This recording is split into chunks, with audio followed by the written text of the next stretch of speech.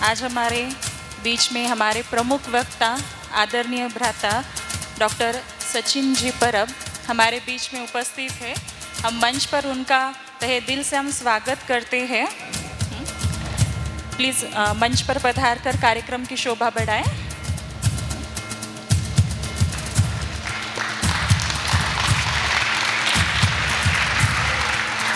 साथ ही मैं आमंत्रित करना चाहती हूँ आदरणीय राजयोगिनी शांता दीदी जी, रघुनाथ भाई जी, PI वानखेड़े जी, जयश्री ताई बागल, कृपया आप सभी भी मंच की ओर आइए और मंच की शोभा बढ़ाएं।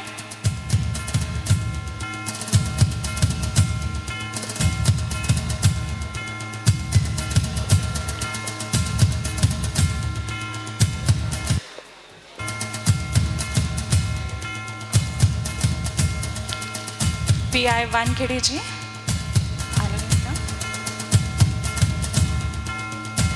रघुनाथ भाई कृपया मंच पर आए।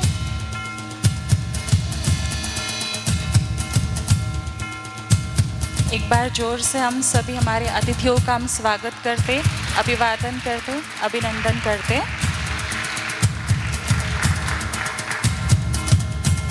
रघुनाथ भाई स्टेज पर।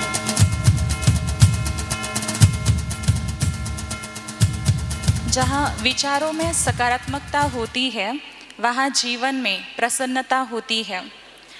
जहाँ मन में शांति होती है वहाँ हर परिस्थिति आसान हो जाती है। आज का यह विशेष अवसर हम सभी के लिए केवल एक कार्यक्रम नहीं बल्कि अपने तन को स्वस्थ, मन को शांत और जीवन को श्रेष्ठ बनाने की दिशा में एक सुंदर कदम है।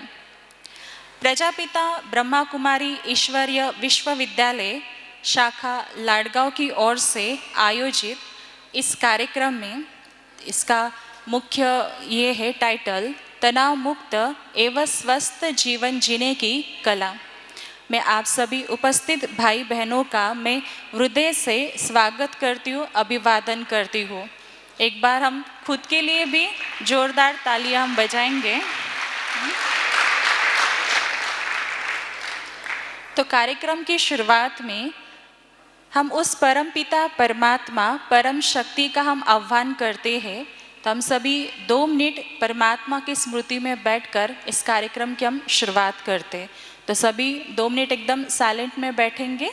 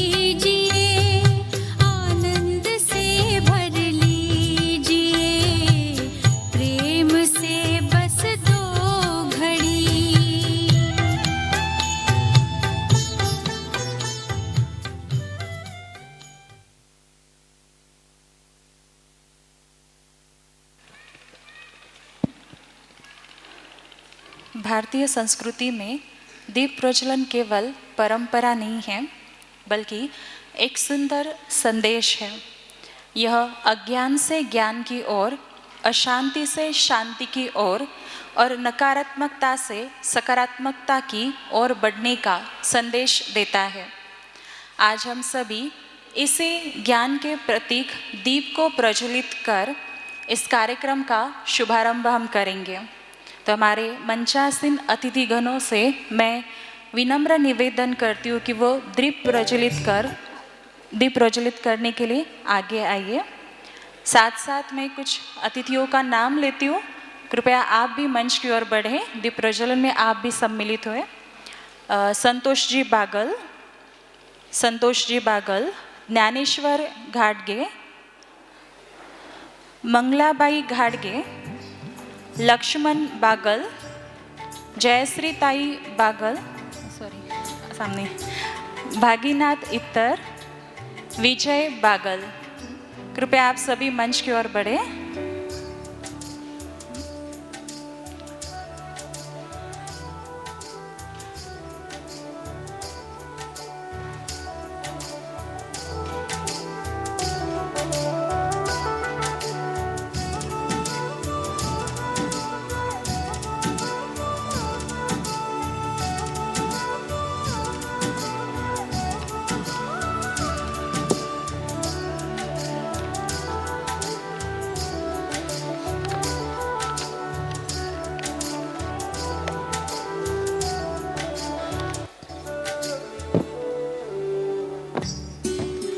थोरात भाई, आप भी आइए सामने।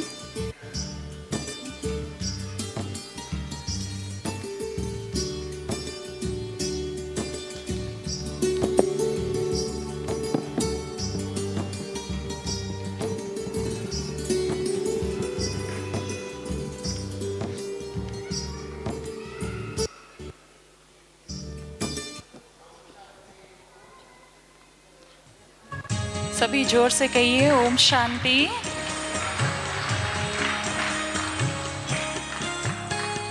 परिवर्तन की है ये बेला, ये जग बदलने वाला, राजयोग का मार्ग यही है, सहज सरल निराला, दिव्यता की बन जाए मूरत, मंदिर से इस तन में, जग उजियारा होगा प्रेम से, सुख ही सुख कण कण में, शुभ संकल्पों के दीप जलाए।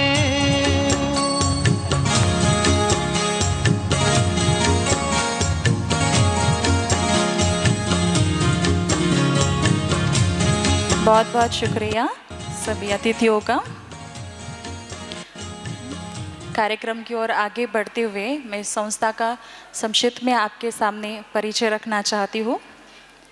प्रजापिता ब्रह्मा कुमारी ईश्वरीय विश्वविद्यालय, इस संस्था की स्थापना 1936 में सिंध हैदराबाद में हुई। आज इस संस्था को स्थापित होकर 90 साल हो चुके हैं। इस संस्था का अंतर्राष्ट्रीय मुख्यालय माउंट आबू राजस्थान है। 1950 से लेकर लोक कल्याण हेतु यह संस्था अपने कदम आगे बढ़ाते हुए आज हमारे भारत देश सहित 140 से भी अधिक देशों में अभी अपना कार्य कर रही है। समाज के आध्यात्मिक सशक्तिकरण हेतु हर प्रकार के व्यवहार से जुड़े लोगों को राज्यों की निःशुल्क शिक्षा यहाँ पे प्रदान की जाती है। संस्था को अपने कार्य के कारण अनेक प्रकार के पुरस्कारों से भी सम्मानित किया गया है। आज संस्था के विश्व भर में हजारों सेवा केंद्र हैं, जहाँ राजयोग एवं आध्यात्मिक शिक्षा के माध्यम से लोगों को स्वयं में परिवर्तन लाकर विश्व परिवर्तन की दिशा में आगे बढ़ने की प्रेरणा दी जाती है। अब हम कार्यक्रम को और आगे बढ़ाते हुए कार्यक्रम की अगली श्रृंखला में हम जानेंगे जो इस कार्यक्रम आज यहाँ पे रखा हुआ है उसका उद्देश्य क्या है। तो मैं ऐसे व्यक्तित्व को आमंत्रित करना चाहती हूँ जिन्होंने अपने जीवन में कर्तव्य निष्ठा, अनुशासन और सेवा का सुंदर सरल अनुभव सभी को कराया है। पिछले लगभग 40 वर्षों से ईश्वरीय ज्ञान मार्ग पर चलते हुए सेवा में सदैव तत्पर रहने वाले, साथ ही पुलिस विभाग में अपनी उत्कृष्ट सेवाओं के लिए अनेक सम्मानों से सम्मानित एवं भारत सरकार द्वारा राष्ट्रीय पुरस्कार से भी सम्मानित हमारे आदरणीय रघुनाथ भाई जी से मैं निवेदन करती हूँ कि आप आकर हमारे सामने इस कार्यक्रम की प्रस्तावना रखें। आदरणीय रघुनाथ भाई जी।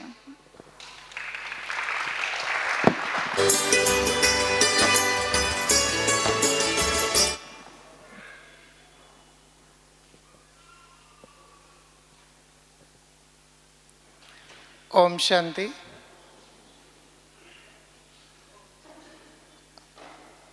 आदरणीय मंचासीन आज के प्रमुख वक्ता डॉक्टर सचिन परब जी, त्याचबरोबर आमच्या N2 सेंटर संभाजीनगर येथील संचालिका आदरणीय शांता दीदी, त्याचबरोबर कुंता दीदी, उमा दीदी, स्वाती दीदी आणि जमलेले माझे उपस्थित सर्व मान्यवर बंधू आणि भगिनींनो, खरं म्हणजे आज सगळ्यांचं जीवनाकडे जर बघितलं तर खूप धावपळीचं आहेत आणि अशा धावपळीच्या जीवनामध्ये आपली शांती विसरलेली आहे। आपल्याकडे सुख साधनं भरपूर आहेत, गाडी आहे, बंगला आहे, सगळं काही साधनं आहेत, परंतु काय नाही आहेत, शांती विसरलेली आहेत, सुख विसरलेलं आहेत, हसणं विसरलेलं आहे, प्रेम विसरलेलं आहे। म्हणजे याचा अर्थ हे मिळवण्यासाठी जसं आपण पाहतो शारीरिक स्वास्थ्य पाहिजे, मानसिक स्वास्थ्य पाहिजे, तर जीवन सुखी बनेल। जसं शरीर स्वास्थ्य पाहिजे असेल तर डॉक्टरकडे जाऊ, मेडिसिन पाहिजे असेल तर मेडिकलमध्ये जाऊ, परंतु मनाची शांती पाहिजे असेल तर कुठं जावं? तर आजचा माणूस कुठं जातो शांतीसाठी?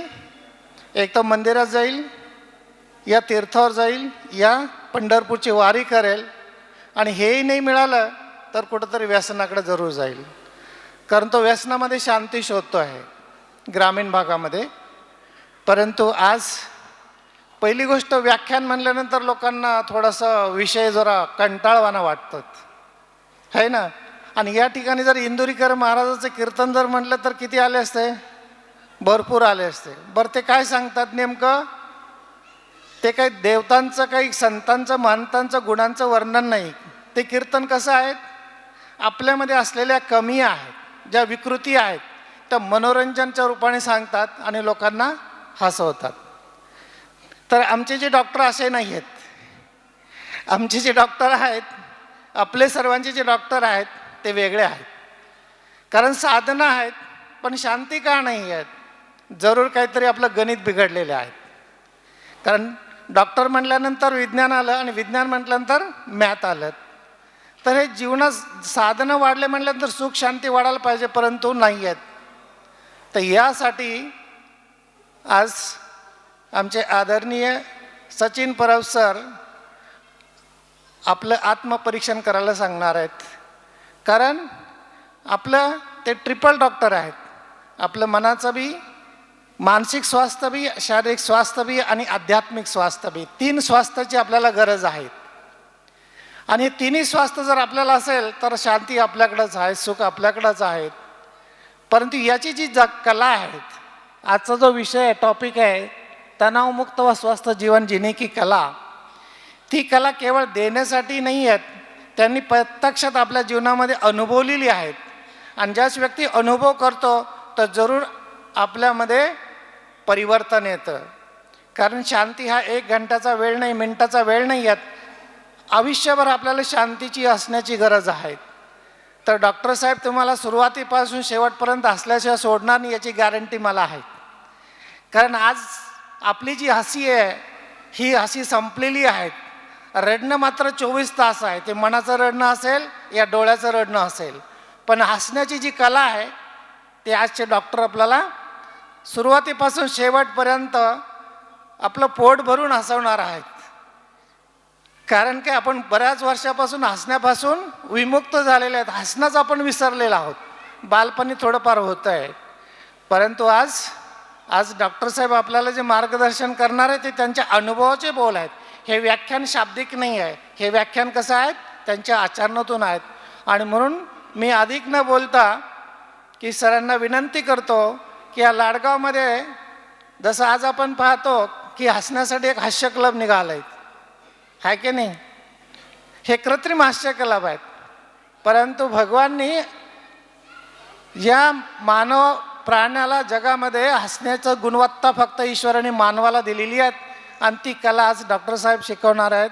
म्हणून मी निवेदन करतो डॉक्टर सचिन परब यांना की आज आपल्याला पोट भरून ज्ञानाच्या सोबत अनुभवाच्या सोबत हसणं याचा संगम ते आज करणार आहे आपल्यासोबत.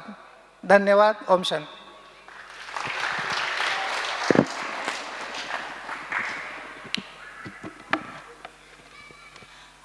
बहुत बहुत शुक्रिया आदरणीय रघुनाथ भाई जी का.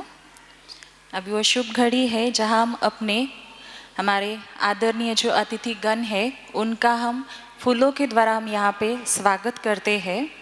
तो मैं आदरणीय सचिन भाई जी का स्वागत करने हेतु बुलाना चाहती हूँ लक्ष्मण जी बागल. कृपया आप मंच की ओर बढ़े और आदरणीय भाई जी का पुष्प गुच्छ देकर उनको सम्मानित करें. हम सभी इस घड़ी में तालियों के साथ इसमें सम्मिलित होंगे. साथ ही आदरणीय शांता दीदी जी का स्वागत करने हेतु मैं बुलाना चाहती हूँ मंगलाताई घाड़गे. कृपया आप मंच की ओर बढ़े. स्वागत है दिल से आपका तशरीफ आप लाए. स्वागत है दिल से आपका तशरीफ आप. साथ ही रघुनाथ भाई जी के स्वागत के हेतु मैं बुलाना चाहती हूँ बप्पा भाई बागल.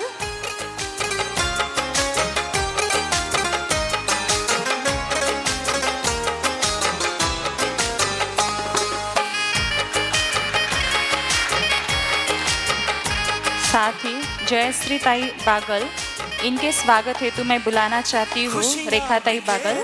कृपया आप मंच की ओर बढ़े और जयश्री बहन का स्वागत सत्कार करें. खुशियाँ बिखेर दी है यहाँ आपने तो आकर. ये वक्त सज गया है तुम्हें अपने बीच पाकर. तुम्हें अपने बीच पाकर.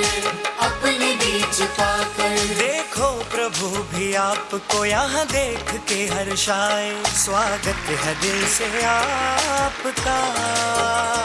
स्वागत है दिल से आपका तशरीफ आप लाए.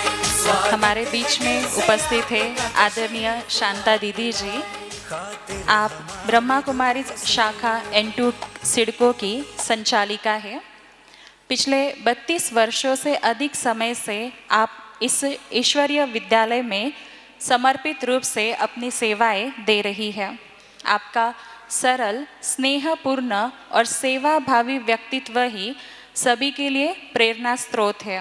तो मैं आदरणीय दीदी जी से अनुरोध करती हूँ कि आप हम सभी को अपने शुभ भावना और आशीर्वचनों से हम सभी को लाभान्वित करें. आदरणीय शांता दीदी जी.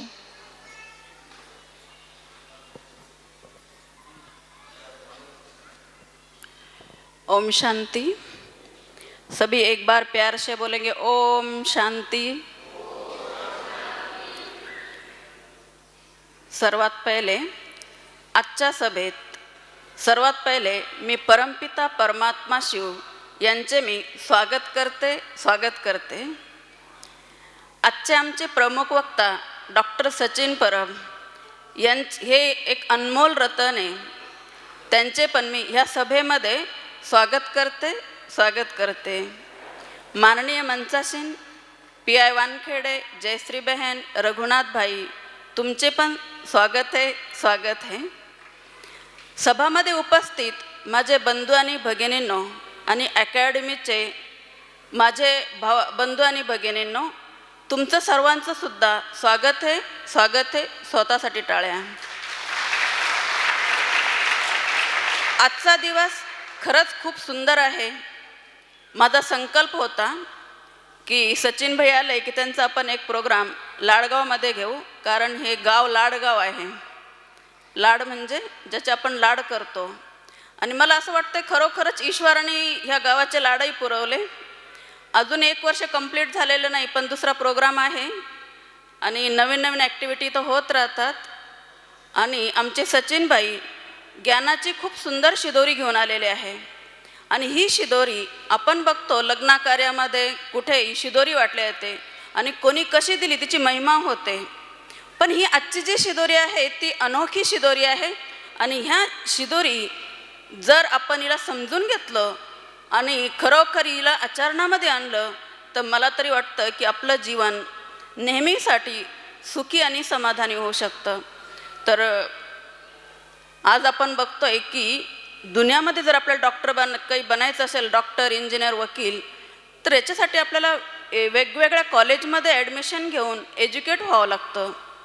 त्याचप्रमाणे ह्या संस्थेमध्ये ब्रह्माकुमारीजमध्ये काय बनवलं जातं, माणसापासून देव. आणि खरोखर सगळ्यात पहिलं तर मी हे म्हणेल की माणसाला माणूस बनवलं जातं आणि ती शिक्षा, ते एज्युकेशन ह्या संस्थेमध्ये दिलं जातं. आणि तेच आज आपण बघणार आहोत. आमचे सचिनबाई आम्हाला खूप सुंदर ज्ञानाच्या माध्यमातून आपली शिदोरी देणार आहेत. आणि मला ही सगळ्यांकडनं शुभ भावना आहे की तुम्ही सगळे आज ऐकणार आणि तिला जीवनामध्ये आणणार. ओम शांती.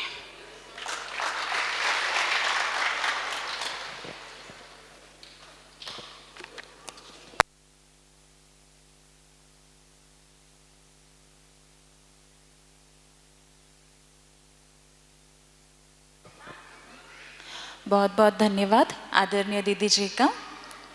अभी हम कार्यक्रम की ओर आगे बढ़ते हुए, जिसका हम सभी को इंतज़ार है. कुछ व्यक्तित्व ऐसे होते हैं जिनसे मिलकर केवल जानकारी नहीं मिलती, बल्कि जीवन को देखने का एक नज़रिया ही मिलता है. अब मैं हमारे मुख्य वक्ता का संक्षिप्त में परिचय आप सभी के सम्मुख रखना चाहूँगी. हमारे बीच में उपस्थित है ब्रह्मा कुमार डॉक्टर सचिन जी परब. आप MBBS, MBA, MSc yoga, MSc counselling जैसे विभिन्न शैक्षणिक योग्यताओं से संपन्न हैं तथा काउंसलर, हैप्पीनेस कोच एवं कॉरपोरेट ट्रेनर के रूप में अपनी सेवाएं दे रहे हैं. पिछले 31 वर्षों से भी अधिक समय से आप ब्रह्मा कुमारी संस्था से जुड़े हुए हैं. आप माई इंडिया एडिक्शन फ्री इंडिया अभियान के नेशनल कोऑर्डिनेटर तथा global initiative on tobacco awareness के प्रोजेक्ट डायरेक्टर के रूप में भी कार्य कर चुके हैं तथा पीस ऑफ माइंड चैनल के नियमित वक्ता के रूप में आपका विशेष कार्यक्रम सीक्रेट ऑफ अल्टीमेट लिविंग ये भी हमेशा प्रसारित होता है.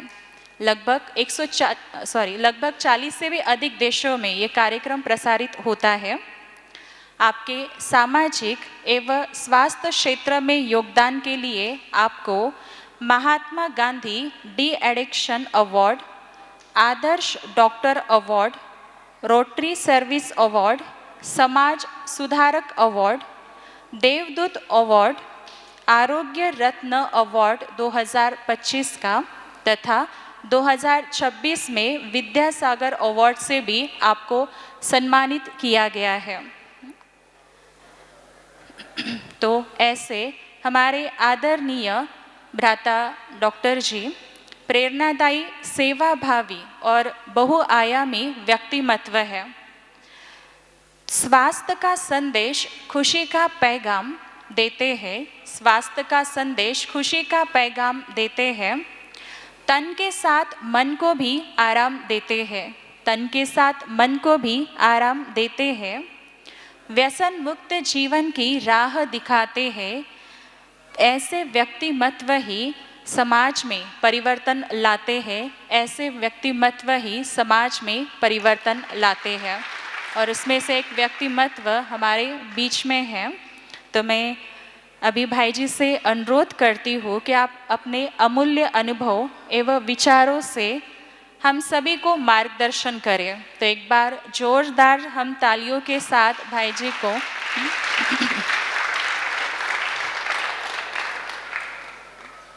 तो मराठी समजतं ना सगळ्यांना? हां, इथे कोण आहे ज्याला मराठी नाही कळत आहे? सगळ्यांना कळतं ना? मला खरंच कळलं नाही या बहीणजी हिंदीत का बोलत. सगळ्यांना मराठी कळतं ना? मग बोला जय महाराष्ट्र. Very good. जय महाराष्ट्र. टाळ्या वाजवा, टाळ्या. थँक्यू.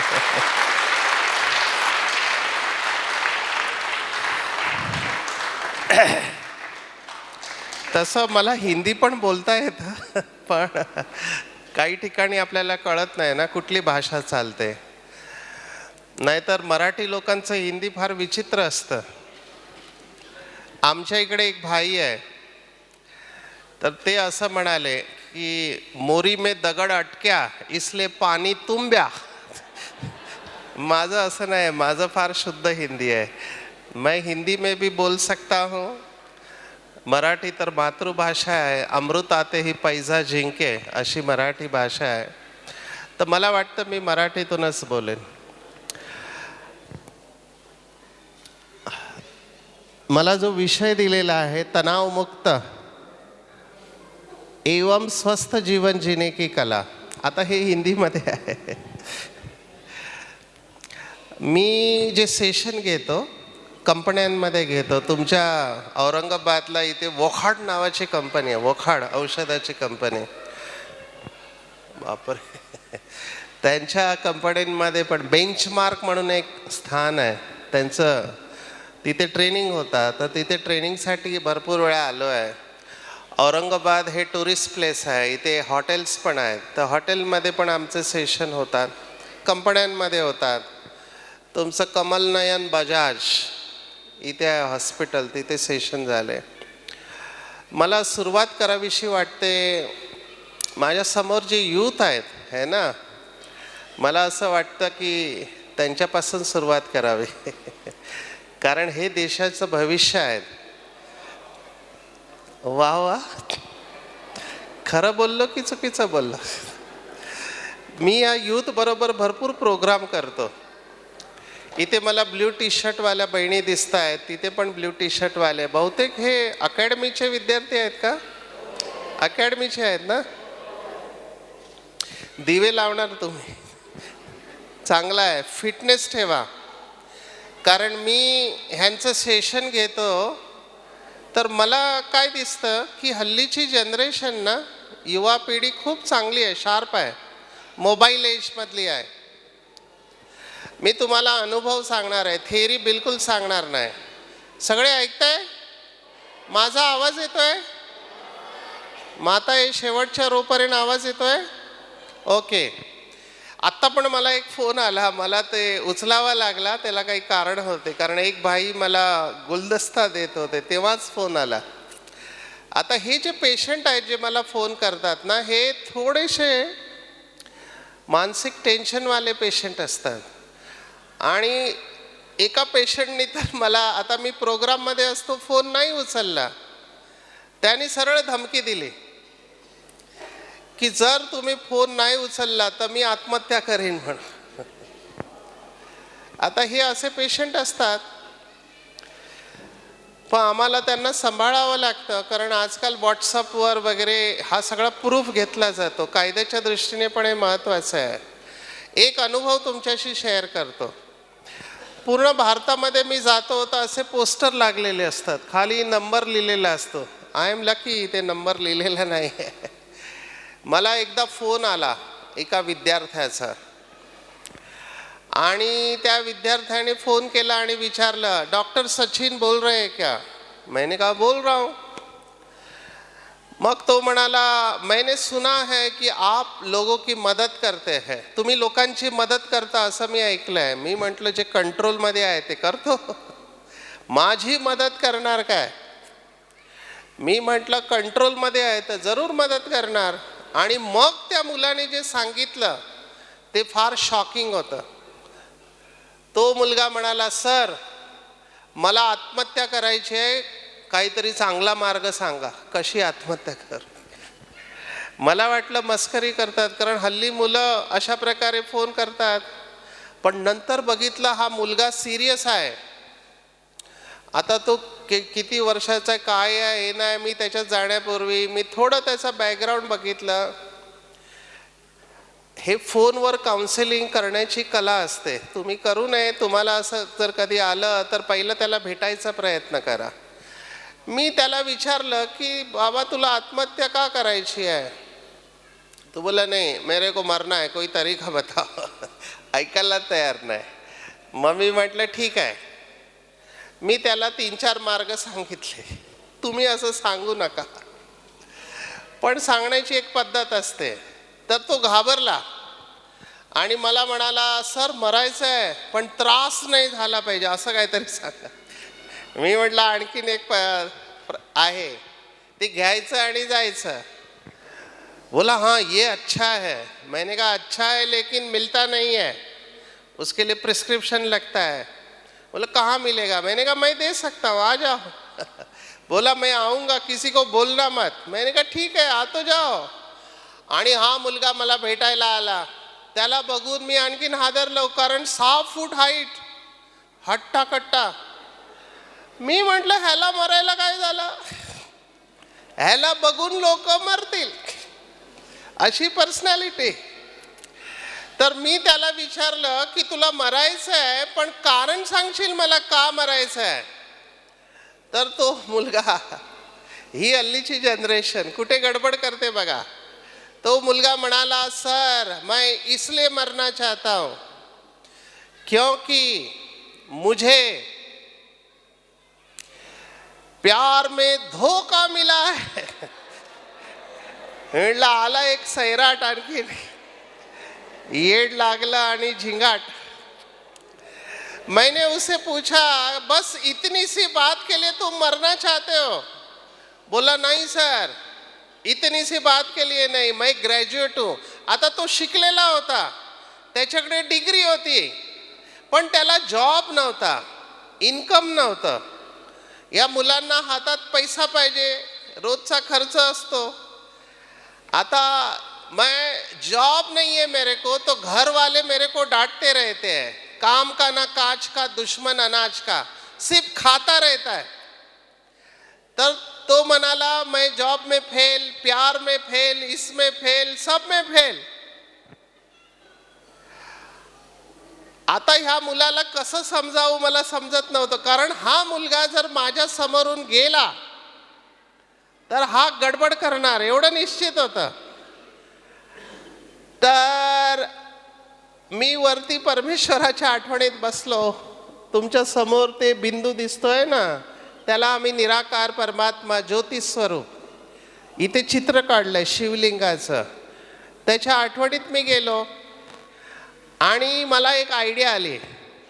मी परमेश्वराला म्हटलं हे तुझं लेकरू आहे, कोणाच्या तरी घरचा दिवा आहे, ह्याचे आई वडील आहेत, ह्याचे घरच्यांना किती त्रास होईल हा गेला तर, किती दुःखी होतील ते, तू ह्याला सद्बुद्धी दे असं मनातल्या मनात मी बोलत होतो. आणि मग मला एक आयडिया आली. मी त्या मुलाला सांगितलं तुला मरायचं आहे ना मर, माझ्याकडे आयडिया आहे. बोला क्या. मी म्हटलं इथून भारताची बॉर्डर जवळ आहे, तुम क्या करो बॉर्डर पे जाओ, दुश्मन को गोली मार के मरो, कम से कम देश के लिए तो मरो, ऐसे मरने से अच्छा है देश के लिए मरो.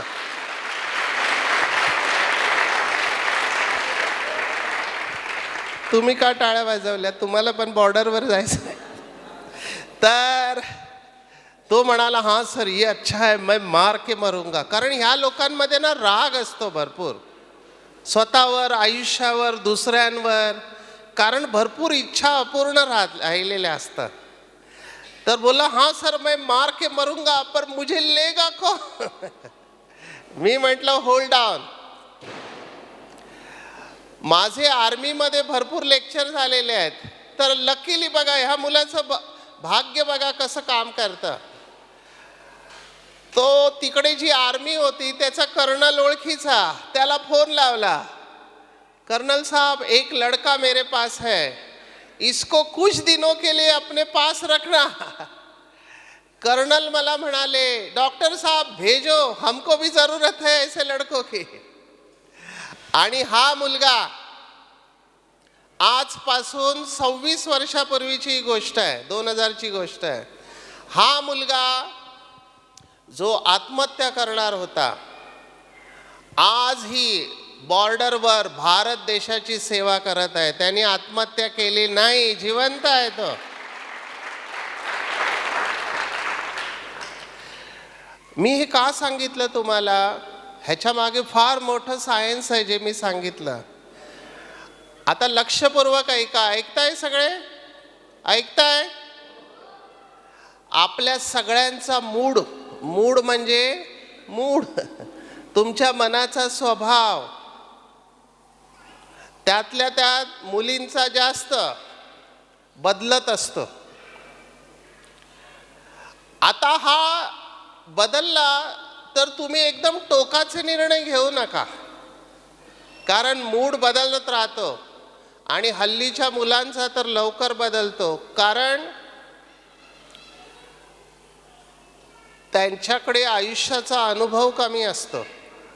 आणि विशेष मोबाईलमुळे ही मुलं विचार नाही करत. माझा मोबाईलवर PhD चालू आहे सध्या. मोबाईलमुळे किती नुकसान होतं मी तुम्हाला भरपूर स्टोरीज सांगू शकतो. पोलिसांबरोबर सायबर सिक्युरिटी नावाचा एक सब्जेक्ट असतो, ऐकलाय तुम्ही? सायबर सिक्युरिटी म्हणजे मोबाईलद्वारे होणारे गुन्हे, ही एक वेगळी शाखा आहे. हे सगळे केसेस आम्ही बघतो. पण मी तुम्हाला हे का सांगतोय की आपल्या सगळ्यांचे मूड बदलत राहतात सकाळपासून रात्रीपर्यंत. जर तुमचा मूड पुन्हा पुन्हा बदलत असेल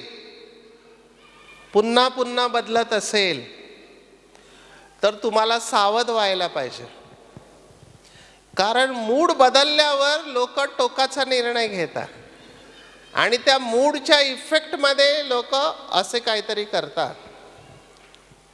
तर मूड त्याला तुम्ही व्यवस्थित करा, स्टेबल राहा, स्थिर राहा. आत्महत्या विषयावर तर माझं विशेष काम आहे. पण आत्महत्याबरोबर एक आजार असतो, त्याला आम्ही डिप्रेशन म्हणतो. अच्छा, तुम्हाला हसायला का आलं डिप्रेशन म्हटलं? हे डिप्रेशन आजार ना उदासीचा आजार आहे.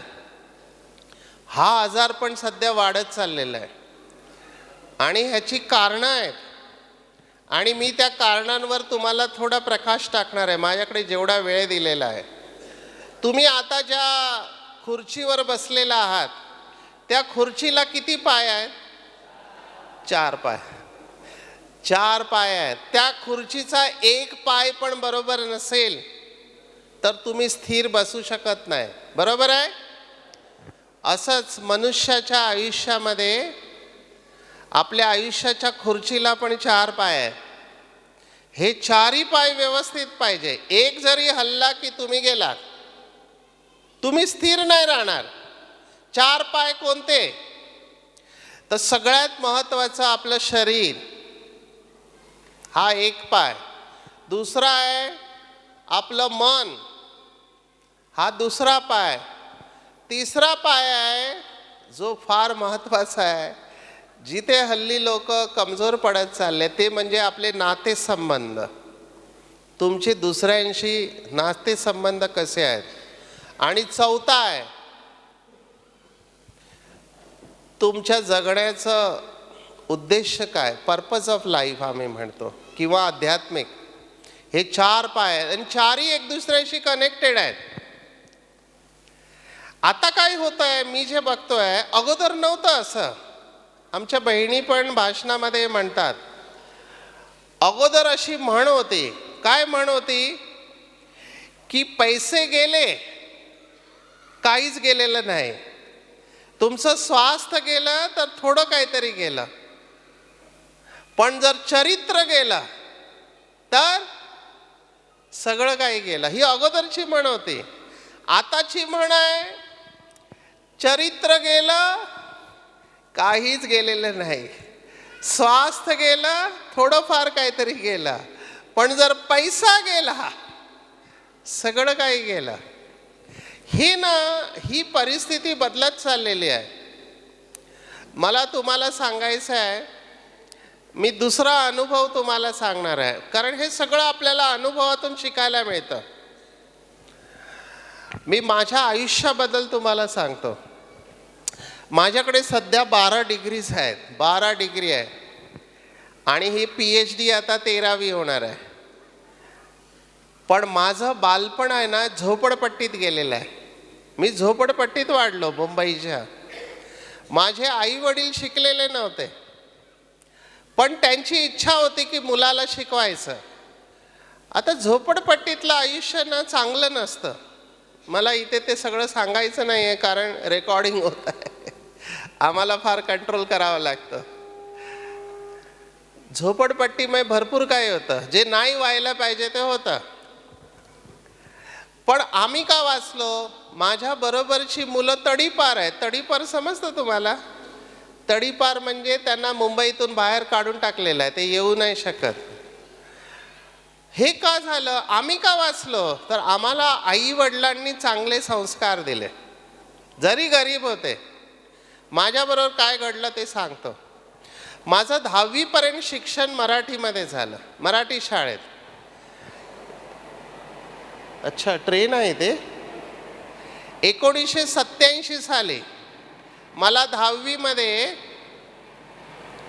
त्यावेळेला 80% मार्क होते. त्यावेळेला 80% म्हणजे भरपूर झाले.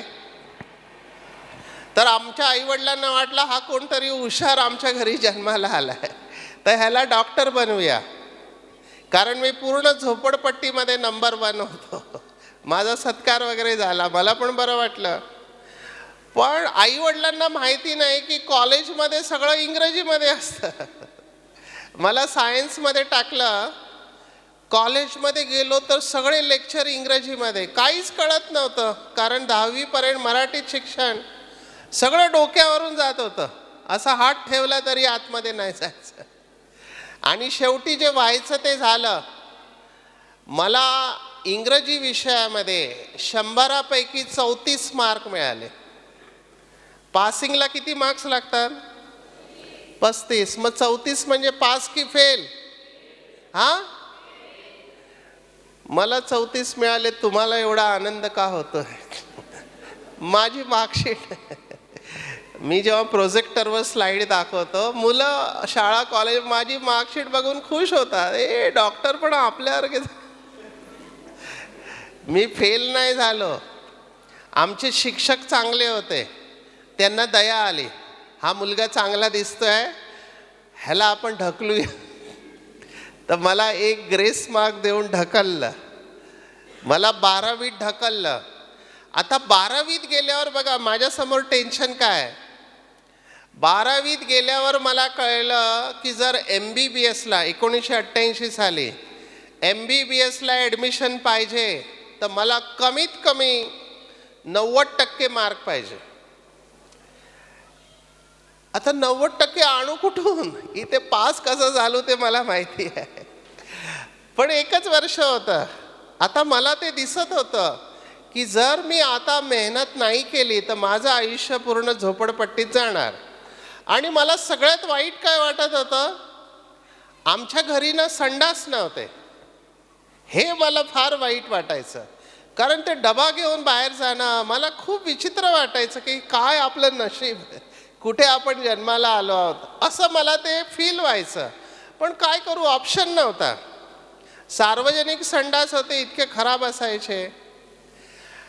तर मला असं वाटलं ह्याच्यातून आपल्याला बाहेर निघायचं. पण करू काय?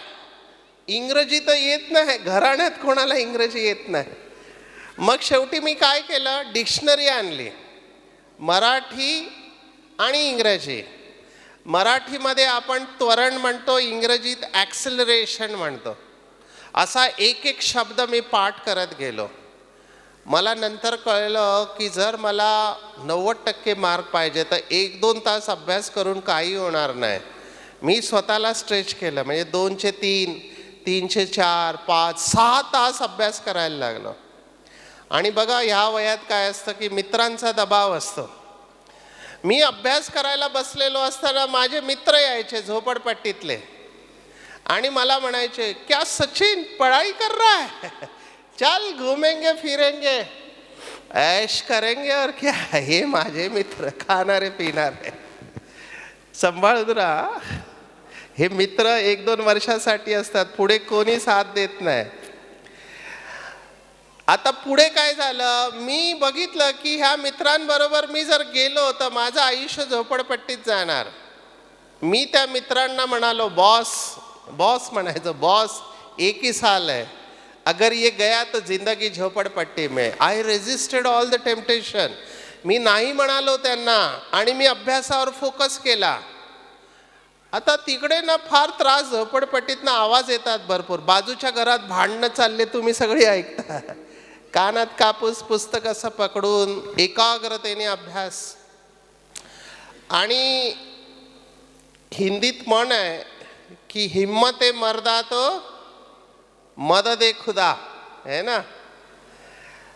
परमेश्वराची मदत, आईवडिलांचे आशीर्वाद आणि आपली मेहनत.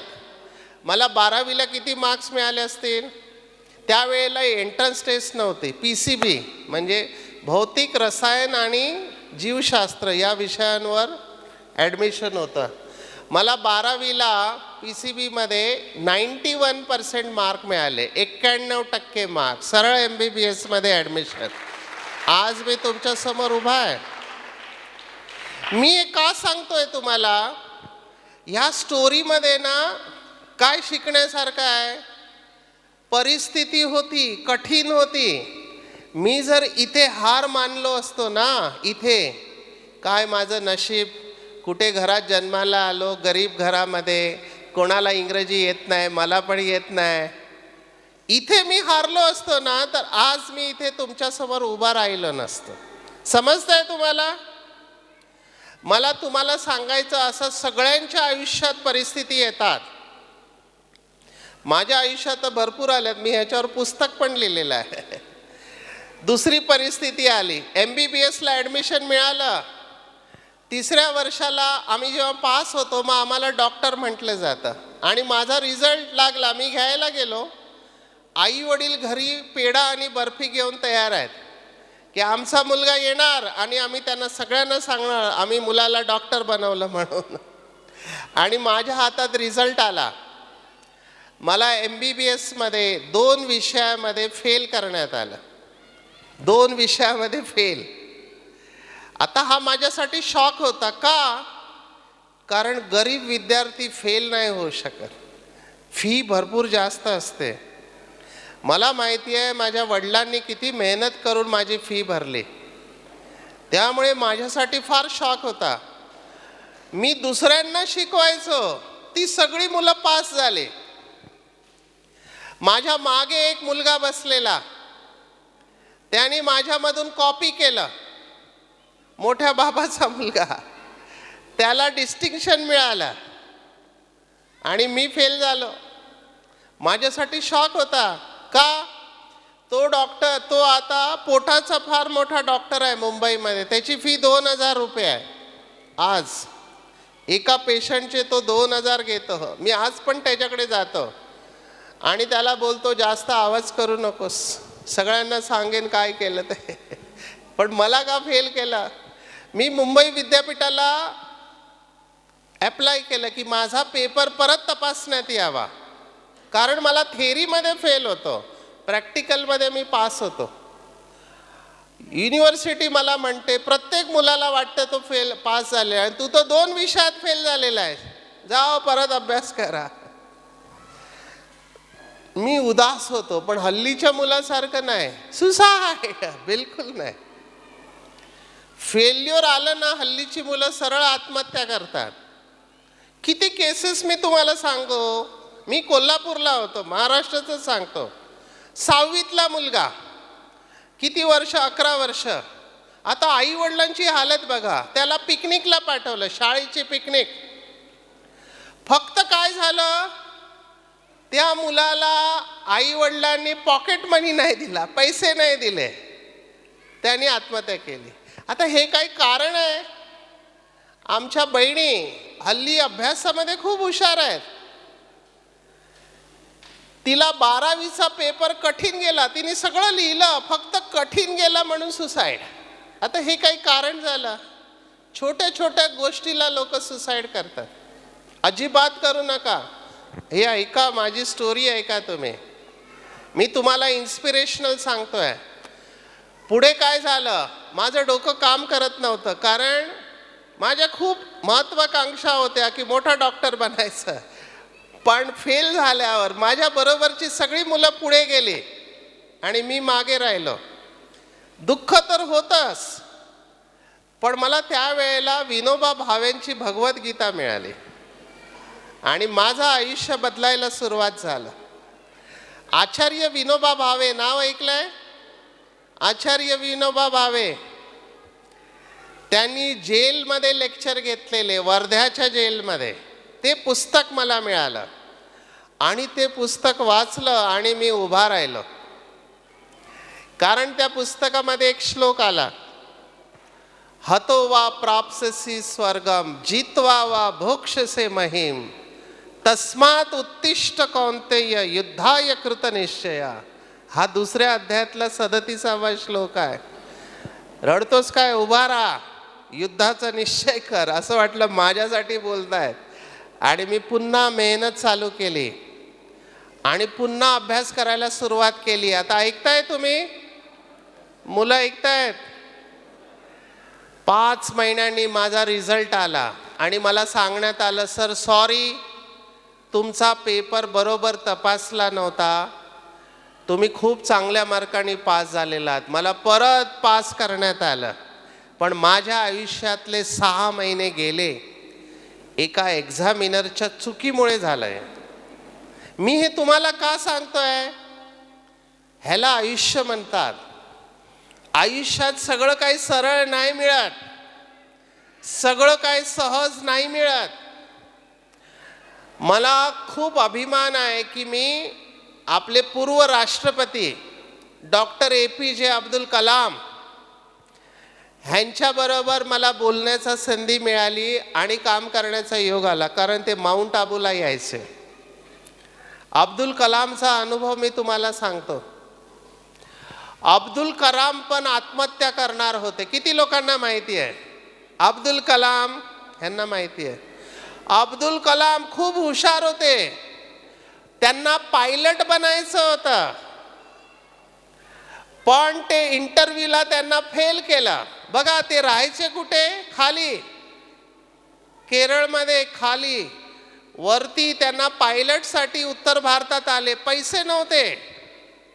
आपल्या बहिणीचे दागिने, त्याला काय म्हणतात, उसने, गिरवी, गिरवी को क्या बोलते, गहाण ठेवून त्यांनी रेल्वेचं तिकीट वगैरे काढून ते इंटरव्ह्यूला आलेले. खूप अभ्यास केलेला. 9 विद्यार्थी होते, फक्त 8च सीट होत्या. 8 लोकांना सिलेक्ट केलं, अब्दुल कलामना फेल केलं. आता अब्दुल कलाम डिस्टर्ब, कारण खूप अभ्यास करून गेलेले. परत जायला पैसे नाहीत, खायला पैसे नाहीत, काय करायचं? तर ते डोंगरावर चक्कर काढत होते. तेव्हा तिथे भारताचे एक संत, तुम्ही नाव ऐकलं असेल, शिवानंद स्वामी, त्यांनी बघितलं एक तरुण मुलगा डोंगरावर काय करतोय. त्यांना थोडं कळलं गडबड आहे. त्यांनी त्याला विचारलं, क्या कर रहा है? त्यांनी सगळं सांगितलं, माझ्याबरोबर असं असं झालं, मी काय करू आता?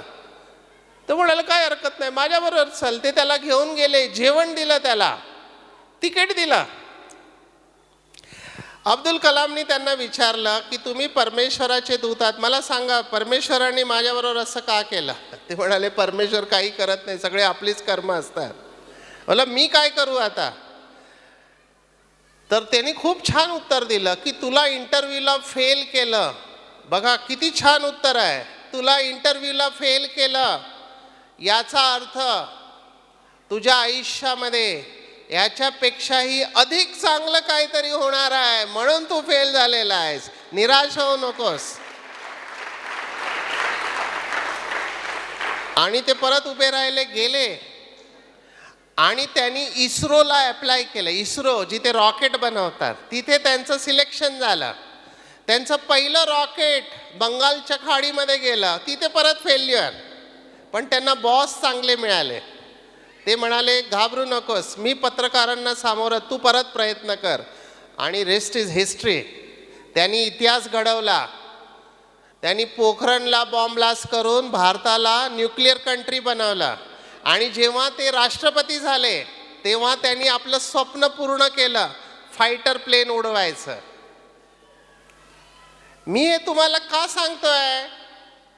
लक्षपूर्वक ऐका. आपल्या आयुष्यामध्ये सगळं काही आपल्या मनासारखं घडत नाही, हे तुम्ही मानून चला. बरोबर आहे? सगळं मनासारखं होत नाही.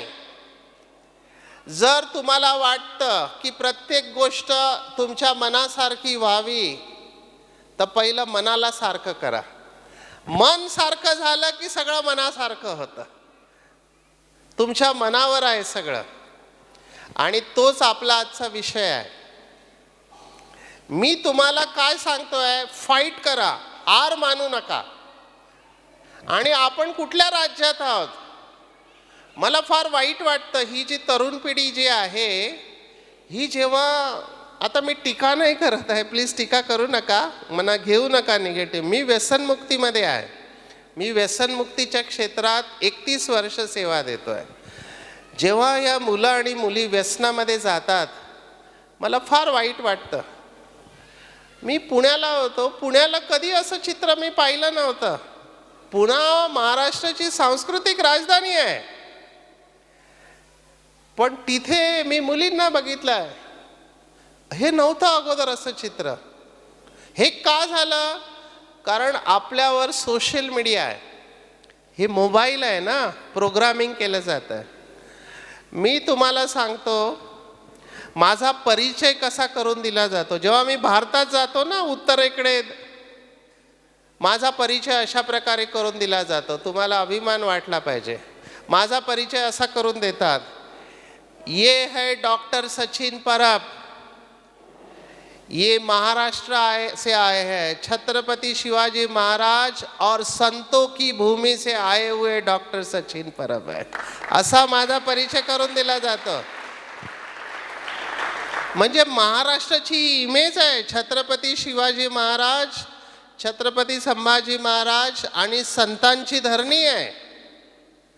आणि त्या धरणीतली लोक, कुठे ते छत्रपती शिवाजी महाराज त्यांना पकडलं, जेलमध्ये टाकलं आणि तिथून ते सुटून आले. आणि कुठे ही जनरेशन, थोडं फेल्युअर आलं, थोडं कोणी काय बोललं, सरळ टोकाची भूमिका घेतात. आपण विसरलोय आपल्यामध्ये जबरदस्त शक्ती आहे. तर मी तुम्हाला काही टिप्स देणार आहे ॲज अ डॉक्टर. आणि हे सोपं नाही आहे, हे मी मानतो. हळूहळू बदल घडणार. तर पहिलं आपण आता एक्सरसाइज करूया. मी सिंपल टिप्स तुम्हाला देतो, करणार तुम्ही? कारण हे थेअरी ना फार जास्त होते. आपण थोडा व्यायाम करूया, ओमची ध्वनी करूया. तुम्हाला जर शांती पाहिजे असेल, तणावापासून मुक्ती पाहिजे असेल, तर सिंपल प्राणायाम, एक्सरसाइज आणि ध्यान तुम्ही आपल्या आयुष्यात आणलं, तुमचं आयुष्य बदलू शकतं. हे मी केलेलं आहे, करून सांगतोय तुम्हाला. करणार तुम्ही? ओंकारची ध्वनी करणार? सरळ बसा, सगळ्यांनी सरळ बसा. हां, म्हणजे कोणीच सरळ बसलं नव्हतं. ठीक आहे.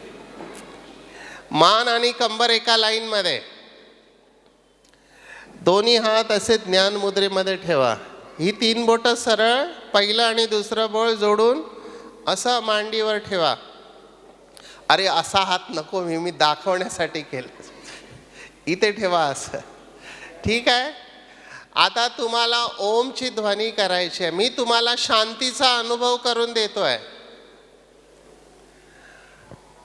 शांतीचा अनुभव केव्हा होणार? जेव्हा तुम्ही या देहबाणातून परे येणार, आत्मिक अवस्थेमध्ये स्थित होणार. आता आपण त्याचा अनुभव घेऊया. तयार आहात? हां, सगळ्यांनी माझ्यावर पहिलं मी करून दाखवतो तसं तुम्ही करा. 3 वेळा केल्यावर शांतपणे राहा. तुम्ही फील करा. हा पूर्ण या हॉलमधलं व्हायब्रेशन बदल जाणार, तरंग बदलतील. तयार आहात? पहिलं बघा.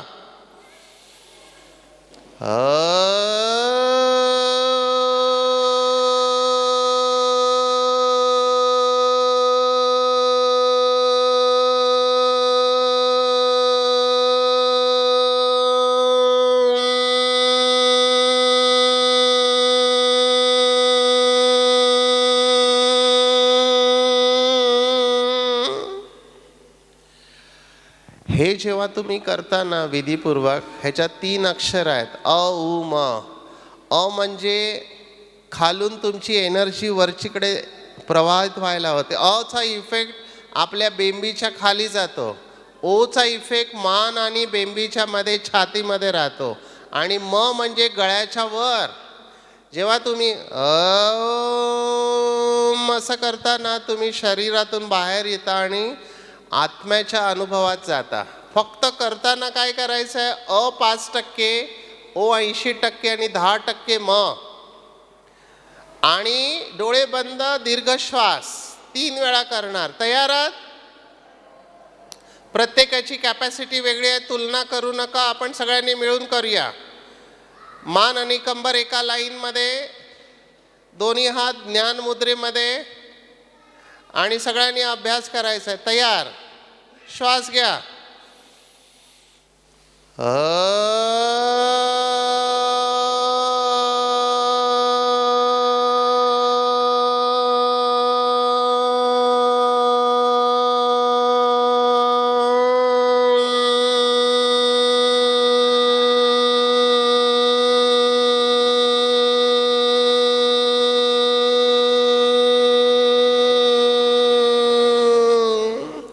शांत, डोळे बंद. परत दीर्घ श्वास घ्या.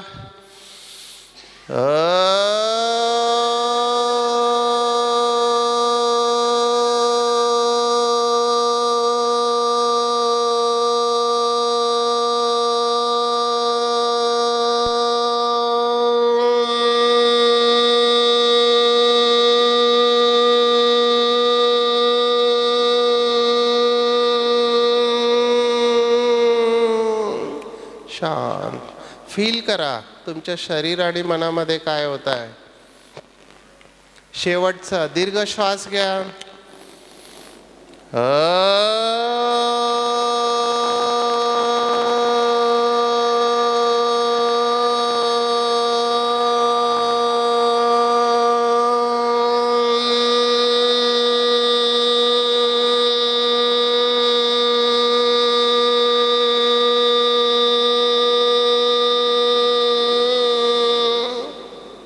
शांत, डोळे बंद ठेवा.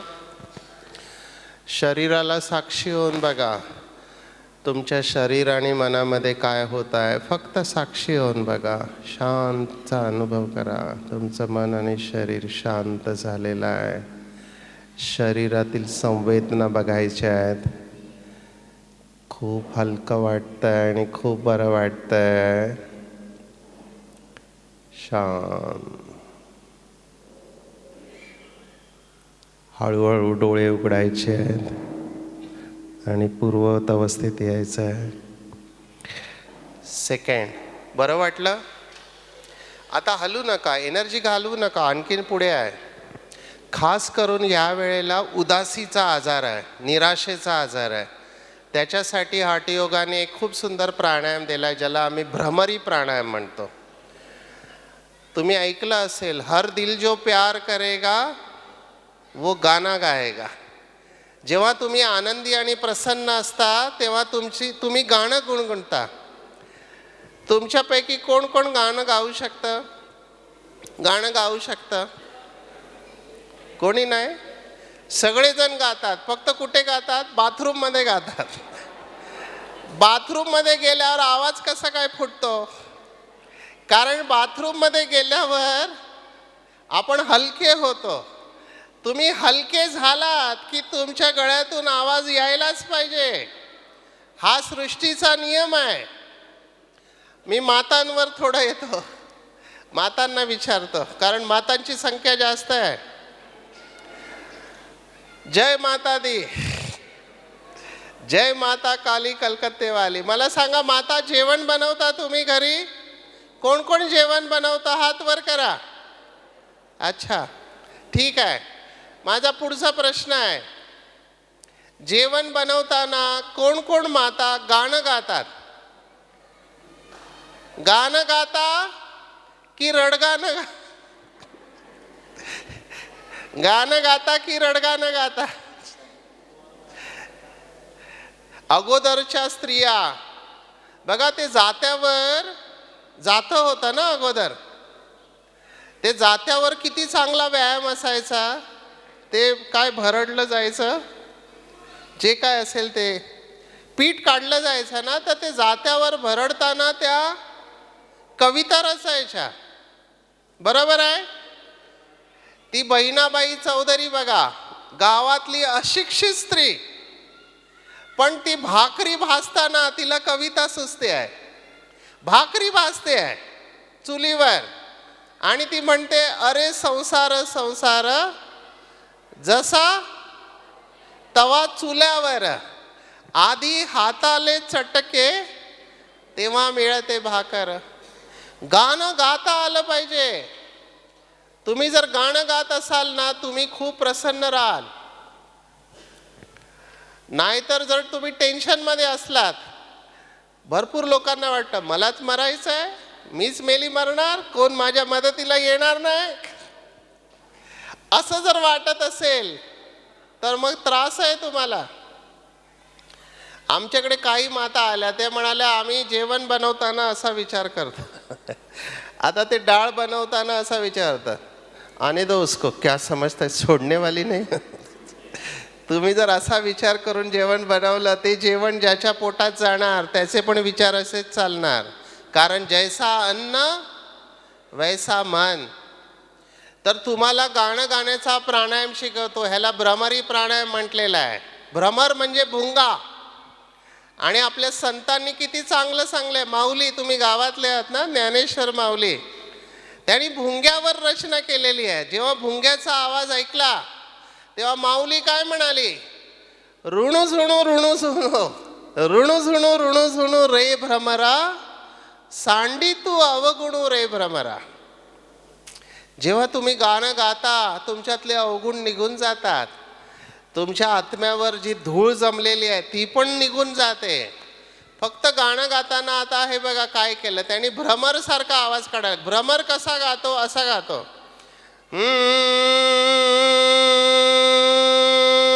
हे भ्रमराचा आवाज आहे. काही जण रडताना पण मी जेव्हा भ्रमर शिकवतो तेव्हा रडतायत की गातायत तेच कळत नाही. भ्रमरी प्राणायाम आनंदाचा प्राणायाम आहे. जर तुम्हाला डिप्रेशन असेल, उदासी असेल, मूड ऑफ असेल, तुम्ही 5 वेळा भ्रमरी प्राणायाम केला तर तुमचा मूड बदलणार आहे. करणार? रेडी? हां, करूया आपण. कसं करायचं बघा. आता थोडा इथे स्टँड नाही आहे, अशा वेळेला स्टँड पाहिजे. कारण माझा दोन्ही हात, तुम्हाला हे दोन्ही हात बघा, ही 2 बोटं, तिसरं आणि चौथं करू नका. पहिलं बघा, हे इथे, हे वर, हे इथे, कान बंद.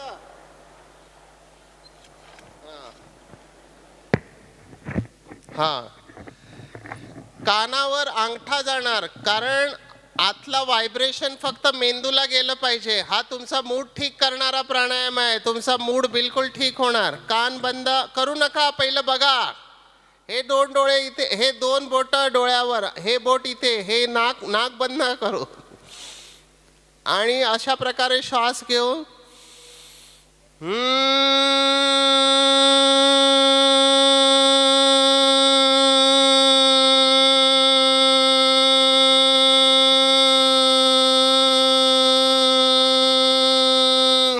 जेवढं खेचू शकाल.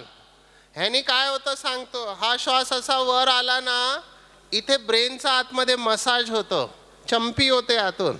आणि ब्रेनचा मसाज झाला, तुम्ही ऐकलं असेल झटके देतात काही वेड्या लोकांना, झटके देणं तसाच हा प्रकार आहे. फक्त हे झटके आपण स्वतः देतो स्वतःला. तुमच्या ब्रेनमध्ये असंतुलन स्थिर व्हायला लागतं. आपण हे 5 वेळा करणार आहोत, 5 वेळा. तयार आहेत? हां, करा. चला, डोळे दाबू नका जास्त, कान बंद पाहिजे. हां, श्वास घ्या, श्वास घ्या. हां, आणि तोंड बंद ठेवायचं, तोंड बंद. चला, स्टार्ट.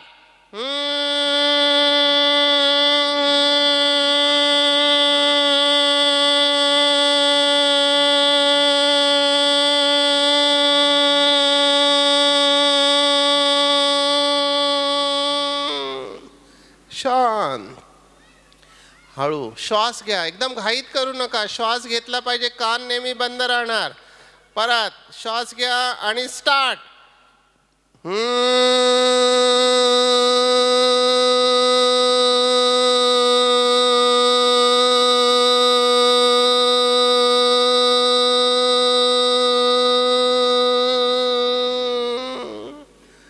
शांत.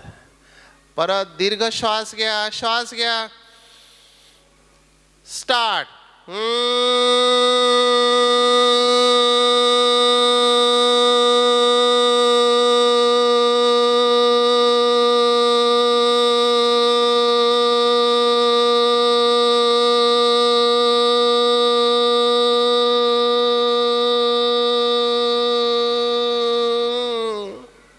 शांत. आणखीन एकदा श्वास घ्या, 2 वेळा घ्यायचा आहे. परत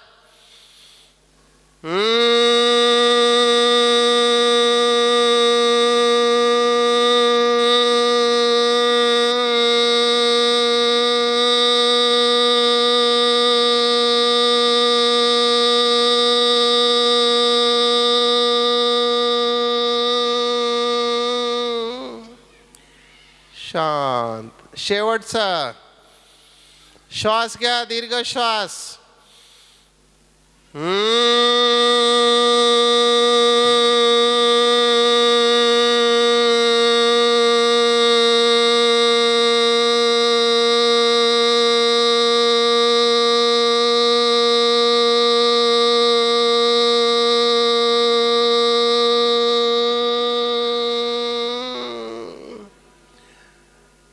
शांत.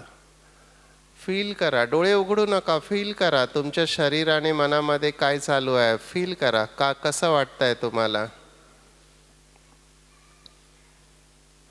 Please come back. हां, हात खाली, डोळे उघडा. बरं वाटलं? Did you feel the difference? बरं वाटलं? बोलू नका. तिसरा, तुमचं टेन्शन दूर करण्याचे मी इन्स्टंट प्रकार सांगतोय. हा प्राणायाम तुमच्या आतमध्ये जमा झालेली सगळा कचरा बाहेर काढतो. सगळा कचरा, गाठी बाहेर काढतो, गाठी. आता एक एक्सरसाइज करणार आहोत ज्याने तुमचा तणाव इन्स्टंटली दूर होणार. तयार आहेत? ह्या एक्सरसाइज नंतर मला कळणार की तुमच्यापैकी किती लोकांना हार्ट अटॅक येणार आहे ते. तयार आहेत? हां हां, दोन्ही हात असे पुढे घ्या, दोन्ही हात पुढे घ्या. सगळ्यांचा चांगला फोटो येणार, व्हिडिओ पण चांगला येणार. मूठ बंद करा, मूठ बंद करा. हां, सिन्सिअरली करायचं. दोन्ही हात वर. हां, आता डोळे बंद करा, डोळे बंद. आणि मूठला टाईट करा, मूठ टाईट करा, सगळे टाईट करा. डोळे बंद, डोळे बंद आणि मूठ टाईट. सगळा राग या मुठीमध्ये येऊ दे, सगळा राग या मुठीमध्ये येऊ दे. जर मूठ टाईट होत नसेल तर आपल्या डोळ्यासमोर त्याचा चेहरा आणा ज्याने तुम्हाला भरपूर त्रास दिलेला आहे. टाईट करा, सलमान खान सारखी टाईट करा. आणि जशी मूठ टाईट होते तुम्हाला हृदयामध्ये कसं वाटतंय फील करा. जशी मूठ टाईट होते तुम्हाला हृदयामध्ये कसं वाटतंय फील करा. आता मूठ टाईट झालेले आहे, पूर्ण शरीर एकदम टाईट झालेलं आहे. आता घाई न करता, एकदम हळू, घाई न करता हळूहळू मूठला लूज करा. हळूहळू लूज करत चला. लूज करा, लूज करा, लूज करा. हळूहळू ओपन करा. आणि ओपन करताना तुम्हाला कसं वाटतंय फील करा. मूठ संपूर्णपणे उघडायची आहे. मूठ संपूर्णपणे उघडायची आहे. कसं वाटतंय फील करा. आता डोळे उघडा. डोळे उघडा आणि असं करा, वर जाऊ दे परमेश्वराकडे. हात खाली. दमले ग बाई. मी बघत होतो कोण काय काय करते. काही जणांना जे सेल्फ कॉन्शियस असतात ते काय करत होते माहिती आहे, त्यांनी मूठ तर बंद केली आणि मग मध्येच असं करताय. त्यांना वाटलं तेच वेडापणा करतायत की दुसरे पण आहेत. कसं वाटलं तुम्हाला? माझा प्रश्न आहे, तुम्हाला हलकं केव्हा वाटलं, मूठ बंद करताना की उघडल्यावर? हा, हेच सिक्रेट आहे जगण्याचं. ह्याला आम्ही इंग्रजीमध्ये म्हणतो आर्ट ऑफ लिव्हिंग.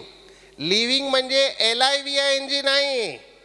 लिव्हिंगची स्पेलिंग आहे LEAVING. लिव्हिंग. सोडून द्या. सोडून द्या त्या सर्व गोष्टी ज्यांना आपण इथे पकडून ठेवलेल्या आहे, त्यांना सोडून द्या. कारण तुम्ही जेवढ्या जास्त गोष्टी इथे पकडून ठेवणार तेवढं जास्त तुम्हाला टेन्शन राहणार. मी हे सिद्ध करून दाखवतो. आता जेव्हापासून मी लेक्चर घेतो आहे, ही मुलं खेळत आहेत तिथे, मी ते ऑब्झर्व करतो आहे काय चालू आहे ते. त्यांना तुमच्याशी काही घेणं देणं नाही आहे. मुलं पण भांडणं करतात आणि मोठी माणसं पण भांडणं करतात. मला सांगा, मुलं किती वेळात विसरतात? लहान मुलं किती वेळात विसरतात? लगेच विसरतात. आणि मोठी माणसं किती दिवस लक्षात ठेवतात? किती दिवस? माता हे बताओ, किती दिवस तुम्ही लक्षात ठेवता? आणि दुखी कोण आहे? दुखी मोठी माणसं आहेत. आणि मी या अवस्थेमध्ये बघतो, आमचा मुंबईचा शब्द सांगतो मी, जेव्हा तुम्ही अशा भरपूर गोष्टी मनामध्ये पकडून ठेवता ना, तेव्हा आपण WT मोडमध्ये जातो. WT शब्द ऐकलाय कोणी? WT म्हणजे वाकड्या तोंडाचे. तोंड वाकडं होतं कारण मनामध्ये तुम्ही गाठी बांधून ठेवलेल्या आहेत. आता मराठी भाषेची सुंदरता बघा. आपल्या संतांनी हे सगळं सांगितलेलं आहे.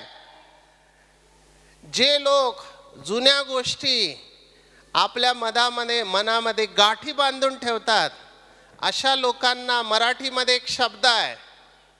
जे मनात गाठी बांधतात त्यांना काय म्हणतात? हा, आतल्या गाठीचे. आता हे आतल्या गाठीचे लोक दुष्ट किंवा वाईट नसतात. हे लोक वाईट नसतात, पण त्यांना सवय झाली आहे प्रत्येक गोष्ट मनात पकडून ठेवायची. आता ॲज अ डॉक्टर म्हणून तुम्हाला सांग, मी तर ह्याचा फोटो दाखवतो प्रोजेक्टरवर. आज आमच्याकडे सायन्स सांगताय, मेडिकल सायन्स, शरीरामध्ये गाठी नंतर होतात. पहिली गाठ कुठे होते? मनामध्ये होते. आणि मग शरीरात गाठ होते. रक्ताची गाठ का होते? हार्ट अटॅक का येतो? लक्षपूर्वक ऐका. तुम्हाला राग येतोय, पण समोर काहीतरी आहे, तुम्ही व्यक्त नाही करू शकत, मग तुम्ही ते राग असा पकडून ठेवता आतमध्ये. ते रक्त जमा व्हायला लागतं आणि त्याची गाठ होते. आता ज्यांना कॅन्सर होतो, कॅन्सरवाले सगळे लोक वाईट नसतात. सगळे लोक तंबाखू खात नाही, दारू पित नाही. त्यांना का कॅन्सर होतोय? कारण गाठी. आज आमच्याकडे कळतंय की शरीरात गाठ नंतर. पहिली गाठ कुठे होते? पहिली गाठ कुठे होते? मनामध्ये गाठ होते. म्हणून मी तुम्हाला तणावमुक्तीसाठी एकदम सोपा मार्ग सांगतोय. एकच शब्द आहे मराठीचा, सोडून द्या. काय आहे? जोरात बोला. सोडून द्या. पकडून ठेवू नका इथे जास्त दिवस, तुम्हाला त्रास होणार आहे.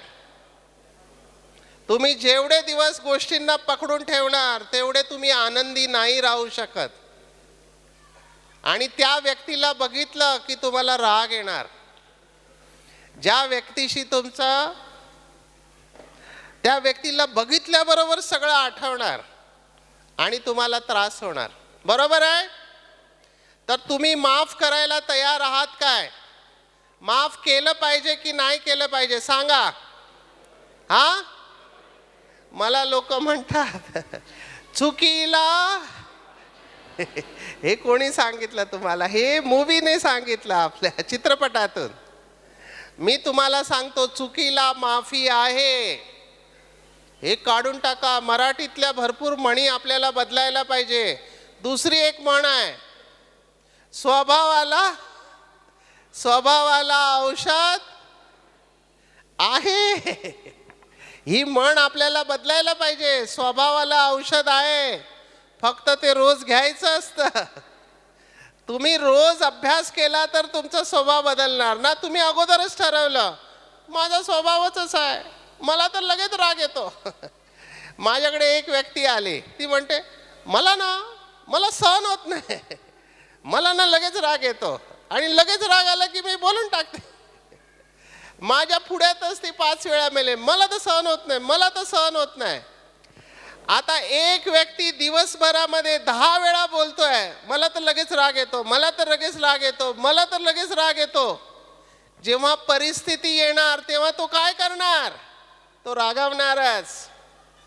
मी त्याला एक संकल्प दिला, तू फक्त एवढं बोल, हे जे बोलतो ना मला लगेच राग येतो ते सोडून तू एकच वाक्य बोल, मी जर ठरवलं तर मी शांत राहू शकतो, मी शांत स्वरूप आहे. काय बोलायचं? बोला, मी शांत स्वरूप आहे, मी शांत स्वरूप आहे, मी शांत स्वरूप आहे. हे जर तुम्ही बोलायला लागलात ना तर तुमचं मन ऑटोमॅटिकली शांत. हा संकल्प शक्तीचा प्रयोग आहे. मी ह्याच्यावर तासन तास लेक्चर घेतो. ॲफर्मेशन्स, आम्ही याला इंग्रजीमध्ये ॲफर्मेशन्स म्हणतो. आणि अब्दुल कलाम यांचे 5 विचार होते. त्यांना विचारलं तुम्ही एवढे कसं शिकलात, 16 PhD कसं काय केलं? ते म्हणाले माझ्या मनाची शक्ती वाढवली. कशी वाढवली? 5 विचार. बोलणार माझ्याबरोबर? अब्दुल कलामचे 5 विचार बोलणार? आवाज नाही येत आहे. बोलणार? पहिला विचार, इंग्रजीत म्हणतात आय एम द बेस्ट. मी मराठीमध्ये घेतो, मी सर्वश्रेष्ठ आहे. जोरात बोला, मी सर्वश्रेष्ठ आहे, मी सगळं काही करू शकतो, मी विजेता आहे, आजचा दिवस माझा आहे, सर्व शक्तिवान परमेश्वर सदैव माझ्या बरोबर आहे,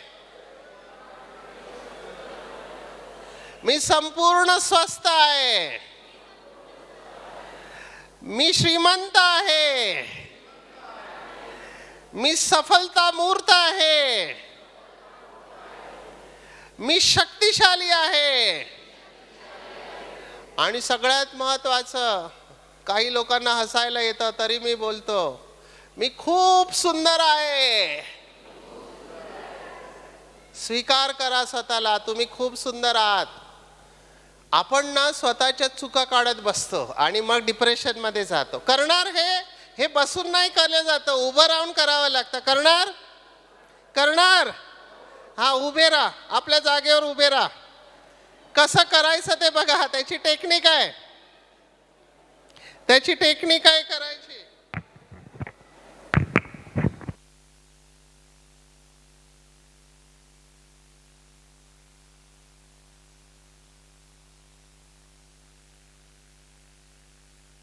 ओके, तयार आहात? थोडं पायामध्ये अंतर द्या, हा, फोटो चांगला येणार तुमचा. जरा केस ठीक करा. हे बघा, करायला लागले. तयार आहात? दोन्ही हात हृदयावर ठेवा, दोन्ही हात हृदयावर. हा, ज्यांचं हृदय उजवीकडे सटकलंय त्यांनी पण डावीकडे ठेवा. एक मुलगा असं असं करत होता. मी म्हटलं काय झालं? तो म्हणाला सर हृदय जागेवर नाही तर काय करायचं. मी म्हटलं होतं या वयामध्ये. डाव्या बाजूला ठेवा. आता काय करायचं बघा. असं दोन्ही पायात अंतर ठेवून पहिलं बघा, अगोदर करू नका. दोन्ही हात असे ओपन करायचे, वर बघायचं परमेश्वराकडे आणि मग बोलायचं आहे. थोडं बाजूला या, थोडं बाजूला या. जवळजवळ उभे नका राहू, बाजूला या. हा, सगळ्यांनी माझ्याबरोबर करायचं आहे. तयार आहात? थोडं बाजूला या, नाहीतर तुम्ही बोलाल मी सर्वश्रेष्ठ आहे. खटक मारू नका बाजूवाल्याला. तयार आहात? मोबाईलने व्हिडिओ कोण घेणार? मोबाईलने कोणीतरी घ्यायला पाहिजे व्हिडिओ. तयार आहात? ओके, बघा माझ्याकडे. असा हात ठेवा आणि बोला मी सर्वश्रेष्ठ आहे. परत हृदयावर मी सगळं काही करू शकतो. आजचा दिवस माझा आहे. परमेश्वर माझ्या बरोबर आहे. मी विजेता आहे. मी संपूर्ण स्वस्थ आहे. मी खूप धनवान आहे. मी शक्तिशाली आहे. मी सफलता मूर्त आहे. मी खूप सुंदर आहे. मी खूप चांगली आहे. मी विजेता आहे. आजचा दिवस माझा आहे. परमेश्वर माझ्या बरोबर आहे. मी सगळं काही करू शकतो. टाळ्या. बसू नका, उभे राहा, उभे राहा. कसं वाटलं? बरं वाटलं? मी हे स्पोर्ट्समॅनना घेतो. स्पोर्ट्समॅन ज्यांच्यामध्ये निराशा आलेली असते. आता मी शेवटची काही मिनिटं घेतोय. मला फक्त सांगा, तुम्हाला वाटतं की तुमचं लाडगाव आणि संभाजीनगर हे सगळं व्यसनमुक्त व्हावं असं वाटतं? हो की नाही? तर आपण सगळे मिळून आता एक प्रतिज्ञा घेणार आहोत. घेणार प्रतिज्ञा? माझ्या समोर सगळ्यांनी मिळून प्रतिज्ञा घ्यायची आहे. बघा, व्यसन करणारी माणसं वाईट नसतात, खूप चांगली असतात.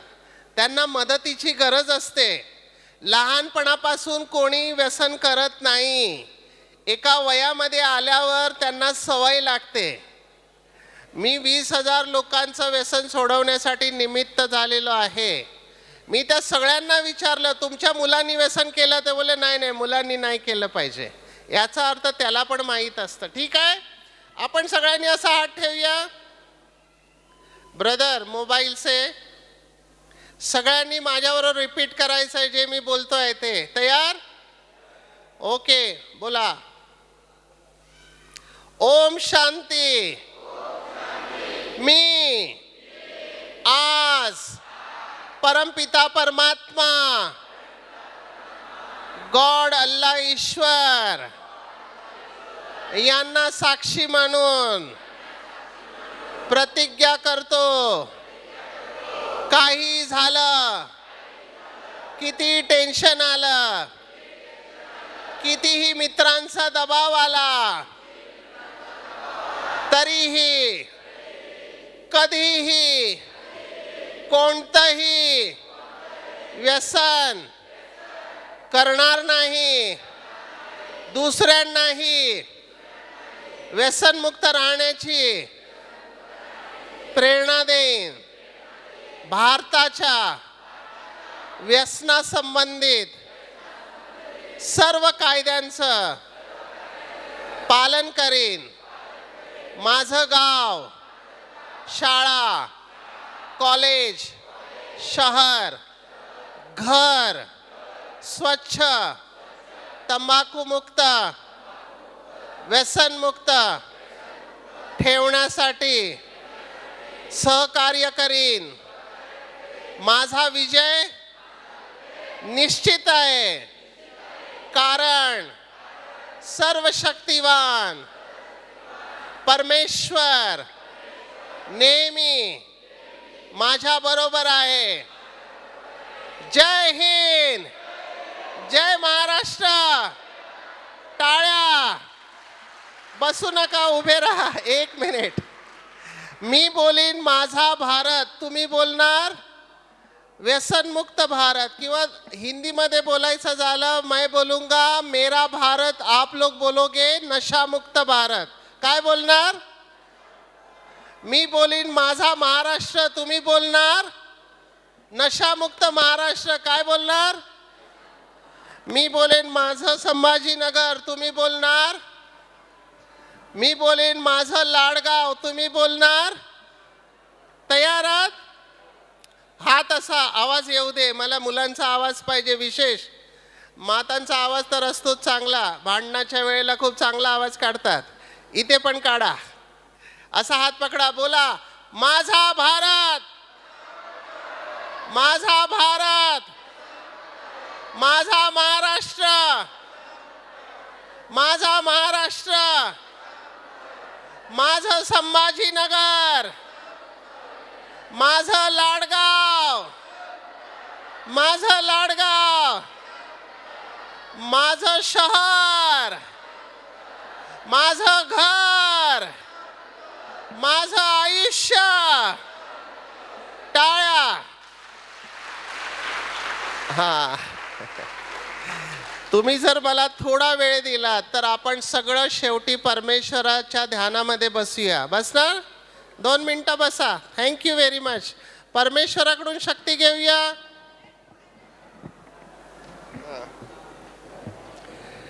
आता तुम्हाला ब्रह्माकुमारीमध्ये जे ध्यान शिकवलं जातं त्याच्याबद्दल आपण अनुभव घेऊया. तुम्हाला खूप हलकं वाटेल, तुमचा तणाव पूर्णपणे दूर होणार. 5 मिनटं फक्त बसा. मला माहिती आहे उशीर झालेला आहे, पण 5 मिनटं. ओके ओके, सरळ बसा. मान आणि कंबर एक लाईनमध्ये, दोन्ही हात असे मांडीवर. Please cooperate. मुलांना माझी रिक्वेस्ट आहे की 2 मिनटासाठी कोऑपरेट करा, सहयोग द्या. ओके, तुम्हाला हवं असेल तर डोळे बंद करू शकता, पण ऐकून घ्या पहिलं. हे जे ध्यान आहे आणि ज्ञान आहे हे 140 देशात शिकवलं जातं. ह्याच्यावर संशोधन झालेलं आहे. हे सायंटिफिक आहेत. ह्याच्यावर 50 स्टडी झालेले आहेत पब्लिश. मी एक डॉक्टर आहे, सायंटिस्ट. आम्ही बघितलेलं आहे जे लोक नियमित ध्यानाचा अभ्यास करतात त्यांचे आजार कमी होतात, तणाव कमी होतो. झाला असेल आजार होत नाही असं नाही, पण ते लवकर रिकवर करतात, है ना. झोप चांगली लागते, फक्त विधीपूर्वक केलं पाहिजे. तर आता तुमच्यातले काही जण झोपू शकतात, घाबरू नका. झोप रात्री आपली पूर्ण होत नाही, मग आपल्याला झोप येते. मी तुम्हाला ज्या सूचना देणार त्याचा अनुभव करा. आपण सगळे काय म्हणतो, मी शरीर आहे की माझं शरीर आहे? काय बोलतो? मी शरीर की माझं शरीर? मी हात की माझा हात? याचा अर्थ माझं वेगळं आहे आणि मी वेगळं आहे, बरोबर आहे. एखादा मेल्यावर आपण बोर्ड काय लिहितो, कोणाला शांती मिळो, शरीराला की आत्म्याला? मग आपण कोण आहोत? आपण शरीर नाही आहोत, या शरीराला चालवणारी चैतन्य शक्ती आहोत. तर त्याचा अनुभव घ्यायचा, आत्मानुभव. आत्मा इथे असते 2 डोळ्यांच्या मध्ये, जिथे आपण तिलक लावतो. आता आपण तो अनुभव घेणार आहोत. माताजी हात खाली घ्या, झालं. आता घरी गेल्यावर करा हे असं. तयार आहात? ओके, सरळ बसा, डोळे बंद. बिलकुल सायलेन्समध्ये जाणार तुम्ही. एकदम शांतीचा अनुभव करणार. सर्वश्रेष्ठ अनुभव. कदाचित तुम्हाला गार्डनमधल्या मुलांचा आवाज अतिशय प्रकर्षाने जाणवेल, कारण तुम्ही सायलेन्समध्ये गेलात ना, तर सगळे आवाज आपल्याला ऐकायला येतात. घाबरू नका. एकदम एकाग्र, शरीर बिलकुल स्थिर राहणार तुमचं. पुढील 5 मिनटं तुम्हाला फक्त माझा आवाज ऐकायला येणार, फक्त माझा आवाज. आपण सर्वश्रेष्ठ राजयोग ध्यान करत आहोत. परमेश्वर, परमात्मा जो ज्योती स्वरूप आहे त्याच्याशी आपण आता एकरूप होणार आहोत. एकदम एकाग्र व्हा. या हॉलमध्ये जे काही प्रकंपना आहेत, जी तरंग आहेत, त्याचा अनुभव घ्या. चारी बाजूला जे काही आवाज येत आहे त्याचा अनुभव घ्या. मुलांच्या बोलण्याचा आवाज येतो आहे, जी किड्यांचे बोलण्याचे आवाज आहेत त्याला पण कॅच करा. हळूहळू चारी बाजूनी ध्यान हटवून आपलं संपूर्ण ध्यान आपल्या शरीरावर एकाग्र करा. शरीरावर एकाग्र करा. डोक्यापासून पायाच्या अंगठ्यापर्यंत तुमच्या शरीरामध्ये ज्या काही संवेदना आहेत त्याचा अनुभव घ्या. आपल्या शरीराला साक्षी होऊन बघायचं आहे की तुमच्या शरीरामध्ये कुठे टेन्शन आहे ते बघा, भारी पण कुठे आहे ते बघा. शरीराच्या ज्या अवयवांचं मी नाव घेतो त्याच्यावर लक्ष घेऊन जा. डोकं, मान, हात, पाय, छाती आणि पोट, कुठे तणाव आहे ते बघा. आता आपल्या इच्छाशक्तीने आपलं संपूर्ण शरीर एकदम हलकं सोडायचं आहे. हलकं, रिलॅक्स. तुमचं शरीर हलकं होत चाललेलं आहे. शरीरातील ज्या भागाचं मी नाव घेणार तिथे ध्यान घेऊन जा. सुरुवात पायापासून, पायाच्या अंगठ्यावर ध्यान घेऊन जा. पायाची बोटं, तळपाय, पिंडलीच्या मांसपेशी, गुडघा, जंगाच्या मांसपेशी, कमरेचा जोड, कमरेखाली दोन्ही पाय रिलॅक्स, हलके होत चाललेले आहेत. वर या, पाठीच्या मांसपेशी, छाती आणि पोटाच्या मांसपेशी, त्यांना पण हलकं सोडायचं आहे. छाती आणि पोटाच्या मांसपेशी हलक्या होत चाललेल्या आहेत. दोन्ही हात, खांदे, बाहे, कोपर, मनगट, हाताची बोटं, तळहात रिलॅक्स. मानेखाली संपूर्ण शरीर हलकं होत चाललेलं आहे. शरीर बिलकुल स्थिर, डोळे बंद, शरीर बिलकुल स्थिर. मानेच्या मांसपेशी, चेहऱ्यावरील मांसपेशी, कपाळ प्रदेश, डोळे, भुवया, गाल, हनवटी रिलॅक्स. डोक्यापासून पायाच्या अंगठ्यापर्यंत तुमचं संपूर्ण शरीर हलकं होत चाललेलं आहे. खूप बरं वाटतंय आणि खूप हलकं वाटतंय. आणखीन हलके होणार तुम्ही. एकदम कापसासारखे हलके होणार. तुमचं एकदम वजन नाही आहे असा तुम्हाला अनुभव होणार. 10, 9, 8, तुम्ही आणखीन खोलात चाललेला. 7, तुमचं शरीर आणि मन शांत होत चाललेलं आहे. खूप बरं वाटतंय आणि खूप हलकं वाटतंय. 6, आणखीन हलके होणार. एकदम हलके होणार. 5, खूप बरं वाटतंय. पूर्ण शरीरातली थकावट दूर होत चाललेली आहे. शरीर आणि मन शांत होत चाललेलं आहे.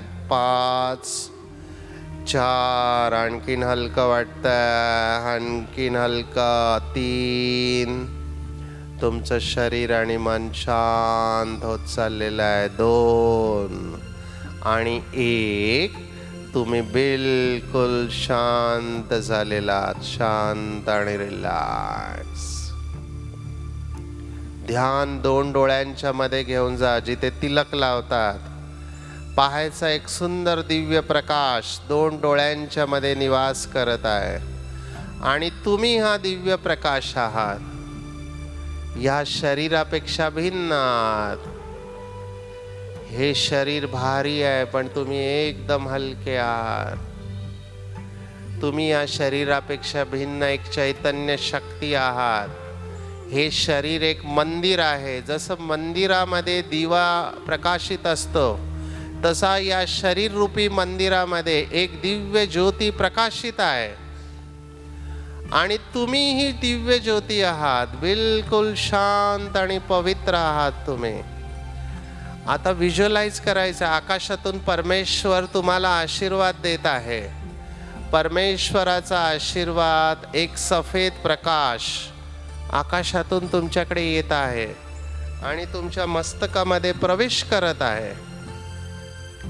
आणि हा प्रकाश तुमच्या मस्तकाद्वारे संपूर्ण शरीरात पसरत आहे.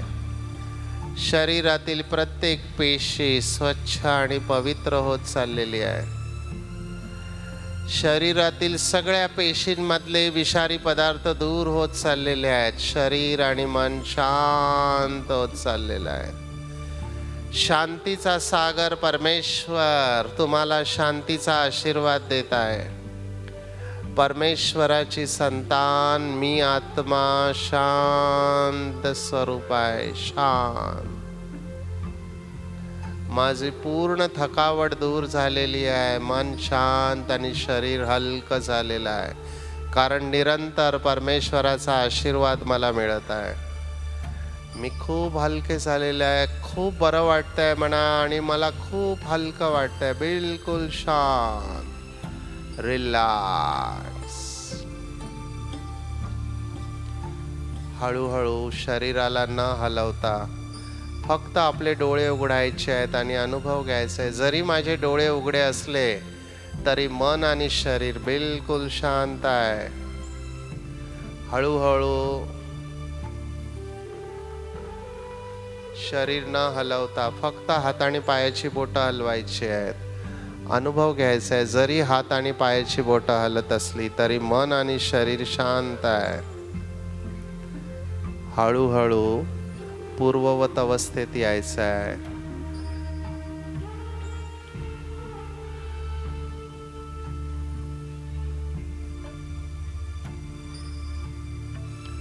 ओम शांती शांती शांती. डोळे उघडायचे आहेत. सगळेजण परत आले तर हात वर करा. If you are back. सगळेजण आले. कोणी वर राहिलं नाही ना? अच्छा. कसं वाटलं? बरं वाटलं? ज्यांना हलकं वाटलं त्यांनी हात वर करा. ज्यांना हलकं वाटलं. बरं वाटलं सगळ्यांना? 5 मिनटं स्वतःसाठी काढा. 5 मिनटं. असं बोलू नका की मरायला पण वेळ नाही. कोणाकडे मरायला वेळ नाही तर मला सांगा. मी सांगतो कसं मरायचं असतं. स्वतःसाठी वेळ काढला पाहिजे की नाही? काढला पाहिजे. तुमच्यापैकी कोणी कोणी ब्रह्माकुमारीचा 7 दिवसाचा कोर्स केलेला नाही आहे? नाही आहे त्यांनी हात वर करा. नाही आहे केलेला. तुमच्यासाठी एवढी चांगली शाखा इथे आहे. तुम्हाला वाटतं हे शिकलं पाहिजे? शिकलं पाहिजे. निःशुल्क आहे. चार्जेस नाही आहेत. तुम्ही शिकून घ्या आणि घरी अभ्यास करायचा. बरोबर आहे. शेवटी जाताना एक कविता ऐकवतो मराठीमध्ये. माझ्या आयुष्याचा अनुभव आहे. रात्र नाही बदलत पण स्वप्न बदलतं. दिवा नाही बदलत, दिव्याची वात बदलते. आणि आपल्या हृदयात ठेवा जिंकण्याची आशा. कारण नशीब बदलो न बदलो, वेळ मात्र नक्कीच बदलते. वेळ मात्र नक्कीच बदलते. Thank you very much. ओम शांती.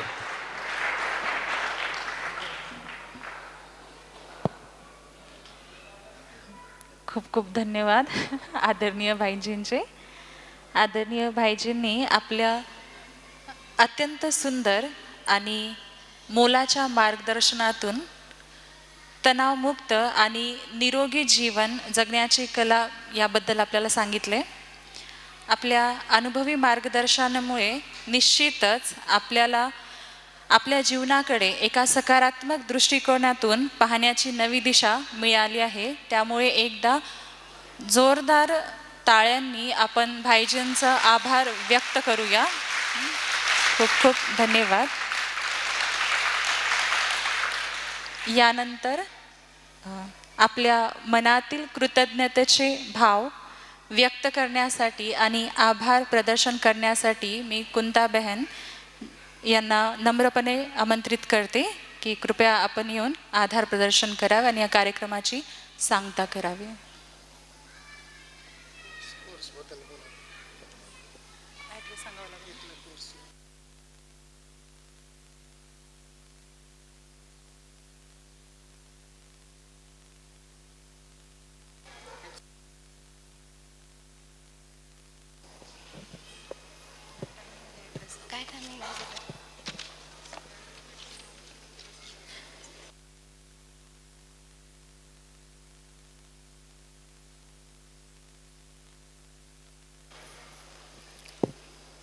ओम शांती.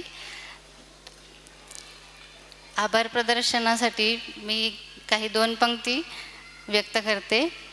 कभी सुखों से तो कभी दुखों से मुलाकात हुई, ऐसे लम्हों से ही ये ज़िंदगी लाजवाब हुई. दिल से आभार जो आपने इस दिन को भाग्य बना दिया. आपका साथ पाकर ये महफिल आबाद हुई. आपका साथ पाकर ये महफिल आबाद हुई. अशा प्रकारे मी आपल्या भाईंचं मनापासून धन्यवाद व्यक्त करते. आजच्या हा सुंदर आणि यशस्वी कार्यक्रम इथपर्यंत येण्यासाठी अनेक मान्यवरांचे सहकार्य लाभले. सर्वप्रथम मी प्रमुख पाहुण्यांचं मनपूर्वक आभार व्यक्त करते. आपले प्रमुख वक्ता डॉक्टर सचिन भाई यांचं मनपूर्वक आभार व्यक्त करते. तसेच उपस्थित मान्यवर, आयोजक, सहकारी यांचं देखील मी आभार व्यक्त करते. छत्रपती संभाजीनगर येथील आपल्या संचालिका शांता दीदी यांनी हा प्रोग्राम आयोजित केला, त्यांचंही मनापासून मी धन्यवाद व्यक्त करते. तसेच BK रघुनाथ भाई आणि आपले जे ब्राह्मण परिवारातील जे भाई आणि बहिणी इथं हजर झालेत त्यांचं पण मी आभार व्यक्त करते. तसेच आपल्या गावचे प्रथम नागरिक जयश्रीताई बागल यांचंही मी आभार व्यक्त करते.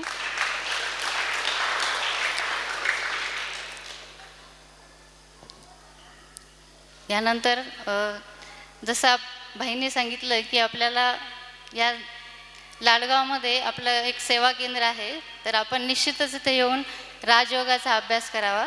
त्यासाठी त्याचा वेळ आहे सकाळी 8 ते 9 आणि संध्याकाळी 5 ते 6 या वेळात तुम्ही येऊन राजयोगासाठी, राजयोग मेडिटेशनासाठी येऊन याचा लाभ घेऊ शकता. तर त्याचा पत्ता आहे टोणगाव रोडवरती, आपल्या इथंच रो हाऊस आहे. तर आपण येऊन, जसं फोन नंबर पण दिलेला आहे, तर तुम्ही कॉन्टॅक्ट करू शकता. अच्छा, धन्यवाद.